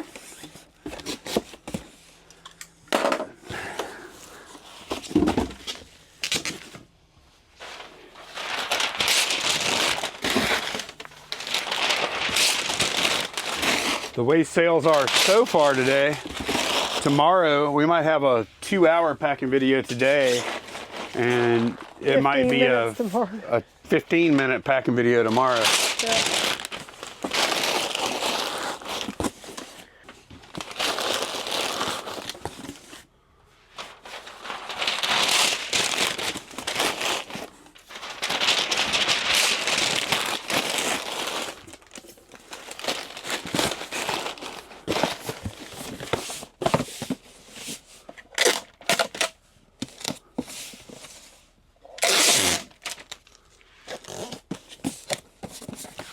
From a dollar per hour perspective, I'm packing very fast. I know.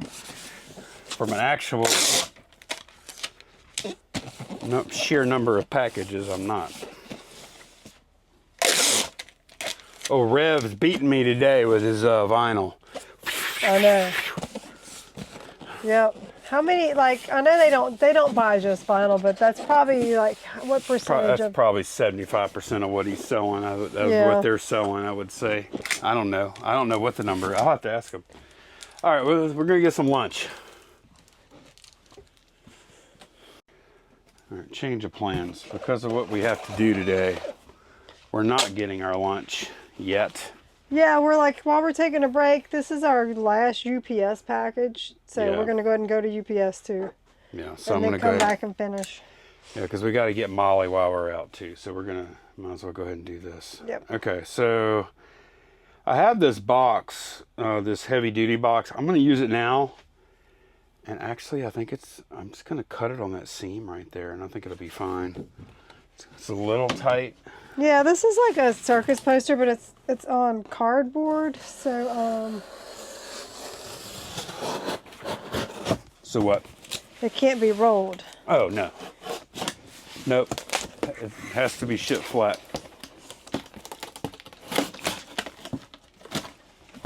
Which sucks. Which really means shouldn't mess with it. Yeah. But I did, and we've actually. He bought a bunch of them. This is one day when you weren't here. Yeah. Or it may not have happened. Okay, I'll do it like that. I'll get a bag. It's actually kind of a simple pack. So this little calendar goes on it. Okay. I'm assuming we had it in the picture. Yeah, it probably is. I don't know why. There's a calendar on the back of this one that was not on any of the other ones. Somebody just stuck it on there. I'll leave it in there. It's yeah. part of the, I guess, provenance or whatever you want to call it. I'm just getting some plastic over it here. No biggie. And then it fits in that fold fine. I'm gonna have to make a hole in the plastic now. Make a hole. Make a hole.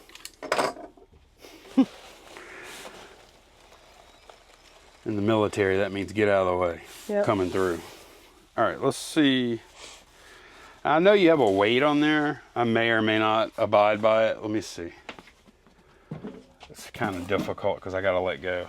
All right. It's under 2. It's like 1.5, yeah. So I could do it just like this with. And tape it up, yeah. Okay, because, yeah. So what I'm going to do here,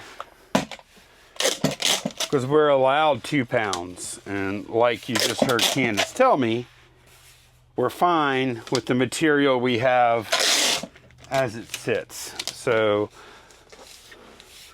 what I have found, what I've done in the past, is I'll keep these on there. To add strength. And that actually adds a lot of strength. Yep. And I'll typically will do them like this. The other option is you could fold it over. Let's see.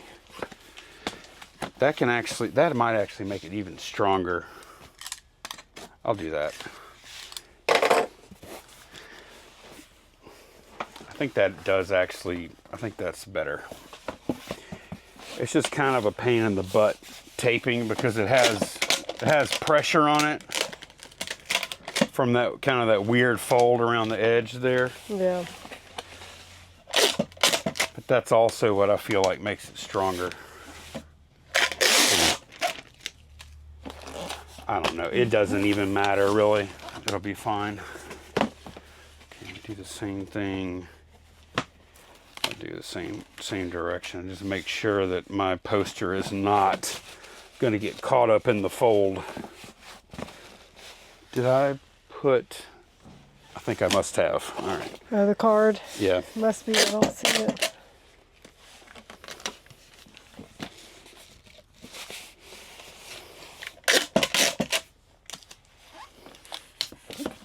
It's ugly, but it's strong. Now wait. I'm supposed to be. You are not allowed to call one of these packages ugly until I have broached the subject first. You cannot initiate the calling of a package as ugly. I call it like I see it. This is an ugly package. Yeah, look at that gap. Hey. Oh. Uh-huh. Yeah, we're getting kind of. It's got fuzz. Huh? All right, let's see. This is stupid. I shouldn't even do this. This is dumb. Absolute, complete waste of time, tape, energy, scrap cardboard, everything.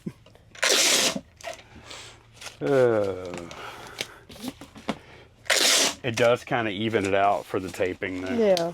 It's kind of nice. I think it'll help the tape stay on better on that other section. The tape's going to stay fine. It would have been fine without doing that. It's just another thing that they're going to be like, huh? They're going to be like, where do I even start to open this thing? They're going to be like, oh, well, they're going to get it, and they're going to be like, yep, that's eBay. Or even better, Macari. That's eBay for you. Alrighty. Okay, now we're going to go have our lunch. Yep. Well, and actually, we're going to go to UPS store right now. Yep. Then we'll be back, and we'll pack the rest. All right, this is an epic video today. Yeah.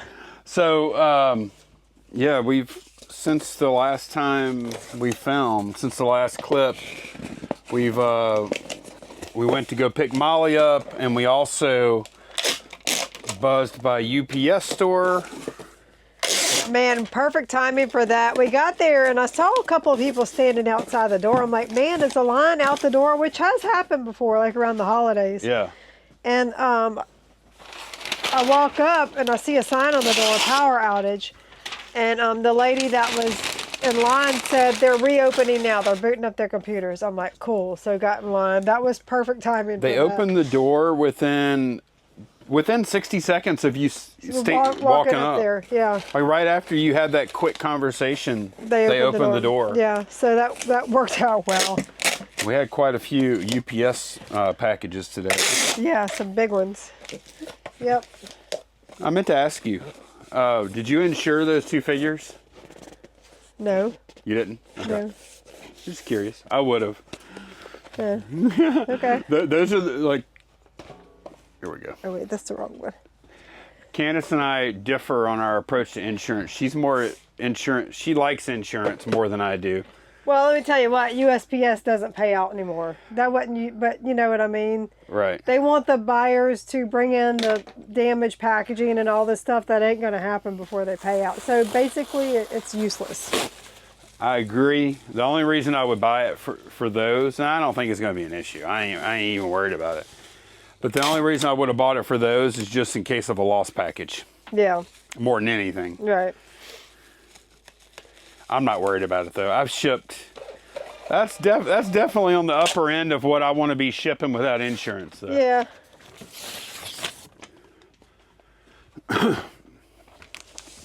I'm also glad we sent them in 2 separate packages because you split your liability up. Yep. If one gets lost, you still have the other. God forbid if something happens to one of them, we still have the other one. Well, now that you're talking about it in hindsight, something's going to happen. Since we didn't have the conversation before. It wouldn't have happened unless you wouldn't have identified it just now that something's going to happen. Now it'll happen. You did it. You did it. You brought this whole thing up. You opened a can of worms. I'm not near as superstitious as Candice, but when it comes to packages, I am. You find out if somebody's really yeah. superstitious or not whenever they ship a $500 breakable item. Right. Man, if one of those gets broke, because they're packed so well inside their original packaging. I know, but you never know. Yeah. Everybody's confident until that thing gets sent out there, and then you're like, oh, yeah. It's out of my hands now. You feel so helpless. Right. You don't have no control. Just waiting for it to get delivered. Yep.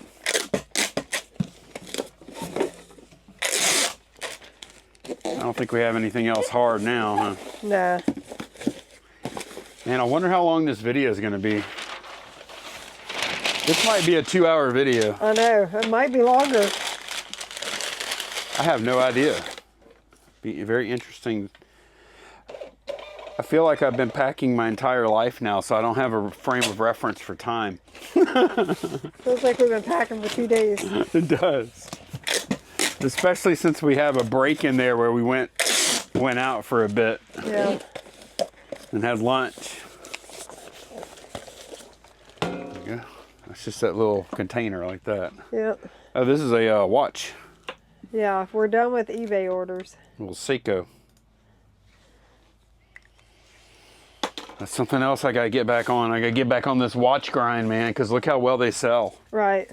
I mean, they're not... We still have a ton more to list. Well, with the exception of that real expensive one we shipped earlier, we packed earlier. I mean, I think we're typically gonna be looking at $25 average kind of watch price, you know? Yeah. So it's not like... But I also think I can get pretty fast, and I think I can get pretty efficient at working with them. You know, because listing them is actually pretty quick. You were changing out those batteries pretty fast. Right. That's what I'm. Yeah. As long as I have. Did you have a list of some you needed to order? Yeah, I have some. I have batteries already listed out that I need to order. Maybe go ahead and do that today. For some good watches that'll sell for decent money. Yeah. This is the watch, by the way. Okay.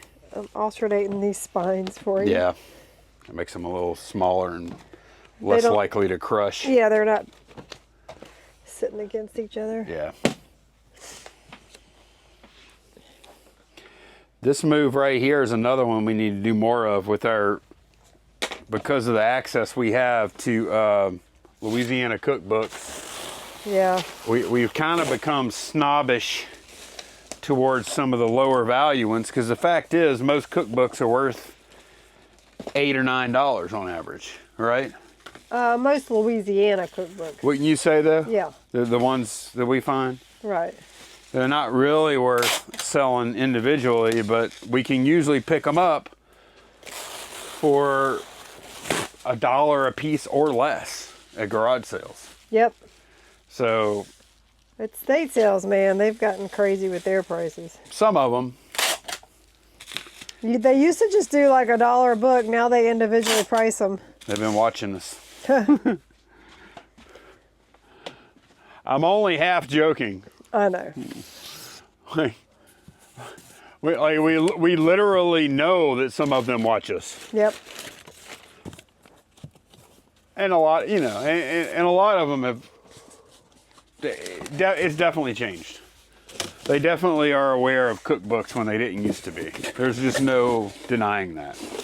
I mean, they knew the few that were worth pricing separate, but now some of them look up every single cookbook. I've been there. I've been to sales before where every cookbook is individually priced. Every single one. Yeah. Some of them have gone all the way to the point where they think if it has comb binding, it's good. Right. And they want $5 a whack for them, and like that just ain't gonna work for most people trying to resell. $5 a cookbook. People buy for themselves, don't want to spend that much at an estate sale. Right.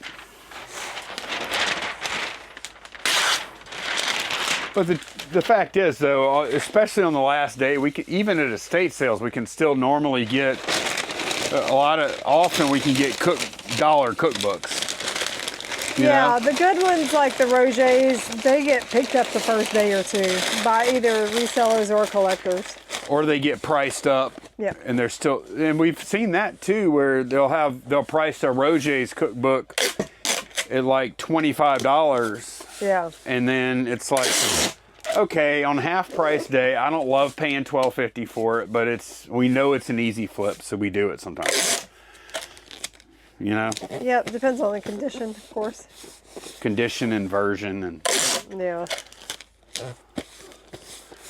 Signed or not signed, etc. There we go. Oh, another watch. But yeah, we need to do more of this because we can do a lot more of that. Yep. Another watch. This is an as-is sale for this watch. It's got the analog part, and then it's got the digital part, and the analog part works fine. The digital part appears to work fine too, but the buttons on the sides that control the digital function, they do not work at all. So you cannot change the digital display. So somebody's gonna have to go in there and do something with those buttons. I don't know what. I did kind of clean them a little bit whenever I had the watch open to change the battery. So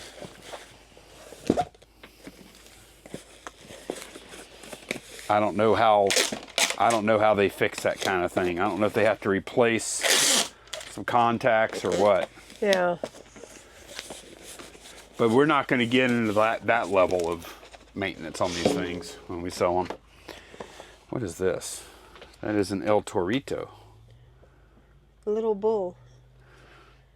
What does this kind of guy sell for? This is like a $10 figure or something. Yeah, that's one of the, yeah. Yeah, this is one of those things that's really difficult with the shipping the way it is. Shipping prices the way they are, at least on eBay. Well, this sold on Vinted. Okay, so what are Vinted? So we have up to 2 pounds to ship that. So what did the customer pay though? Let me look and see. For the shipping. Not Vinted, Depop, I'm sorry. Because Depop has like, they must be subsidizing the postage, because their postage is like pretty cheap. The buyer paid $4. Yeah. £2 rate. So how do they do that? I don't know. I mean, is Depop just using venture capital to, because they're barely charging fees either. Right, yeah, I don't know. I don't know what the story is. So this is obviously not sustainable for the platform. Yeah. Because they're subsidizing both the fees and the shipping. They may be just operating at a loss, just getting the website built up. They are. And the customer base, you know. Oh, they got to be operating at a massive, like, they must be burning big time money every month. So they are doing it just to build their user base. Seems to be working. We had 6 sales over the weekend there. Well, I mean, eBay can't compete with their pricing on shipping, stuff. I know. Because of the ship. They paid $4 to ship this. They would have paid $8 to ship this on eBay. Yeah, $4. Yep. And it also, it allows us, like, on a, which one is it? Depop. They send a lot of offers on Depop. Or is that Vinted? Depop and Vinted, both of them. We get a ton of offers, and a lot of them are kind of low. Yeah. But the fact that we're hardly paying any fees, on one of them we're not paying fees. On Vinted, yeah. And on Depop, all you're paying is like 3-point-something% transaction fee plus. Like this was a $12 item. We paid $1.02 payment fee. Right. Yeah. So what that means is that we can sell stuff. We can take some of those offers sometimes because we start looking at it and we're like, well, shoot. We're gonna pay more than that on eBay for fees. So. Right. If we sell for full price on eBay, yep. By the time we pay eBay's fees, we're still going to be getting the same as what they're offering or less. Yep. So it's like it actually makes it to where we can actually sell things to people even if their offers are low. Yeah. It's pretty crazy. It is. I mean, I hope it lasts. I mean, I have a feeling they're probably burning so much cash that it can't last. No. It won't be indefinite, but I'm hoping they continue to do well for a while. We'll ride it until it runs out. I'm liking it. All right, this is your last. Oh no, we have one more item. We have some shoes over there. Some tennis shoes. So is this a hazard? I think no, it's. Well, it's not under pressure? It's foam. I don't know. It's got to be under pressure then. It's not like aerosol type pressure. You know what I mean? No, I don't. Because I figured it was under pressure. But now I'm thinking it's not. I don't think so. Not all foams are. Like, well, how does it come out? Think about foaming hand soap. That's not under pressure. I think it's. Oh, maybe it's a pump. Yeah, I think. A pumping foam. Oh, yeah. Because you know what? Oh, you know what? I can tell too. It's in a plastic. Yeah, that's what I'm saying. Okay, it's in a plastic. It doesn't feel like it's a okay, so yeah, it's not. Never mind. Now I don't know how that works if you sell you don't get a hazard label like on Depop. If we were to list something under pressure. Oh, well. I don't know how that would work. So we get like 2 pounds for this or something? That one is. I need to know because I can pack it smaller if I need to. Yeah, 2 pounds. Okay, I'll just use one of these then. Oh my gosh. The shipping on those, so Depop shipping, is it, no, okay, so Depop is the one we just talked about. Vintage shipping, what, like if a customer wants to buy a pair of shoes or something on Vinted, how much shipping are they going to be paying there? I don't know, let me look. I'll act like I'm buying something. I'm curious, like, I really don't even know anything at all about these platforms. Nothing. Free shipping. Oh, I think they're doing free shipping right now. They are? In the U.S., yeah. Okay, so they're subsidizing. Yeah, they're doing free shipping right now. See, I would never use a box this big normally.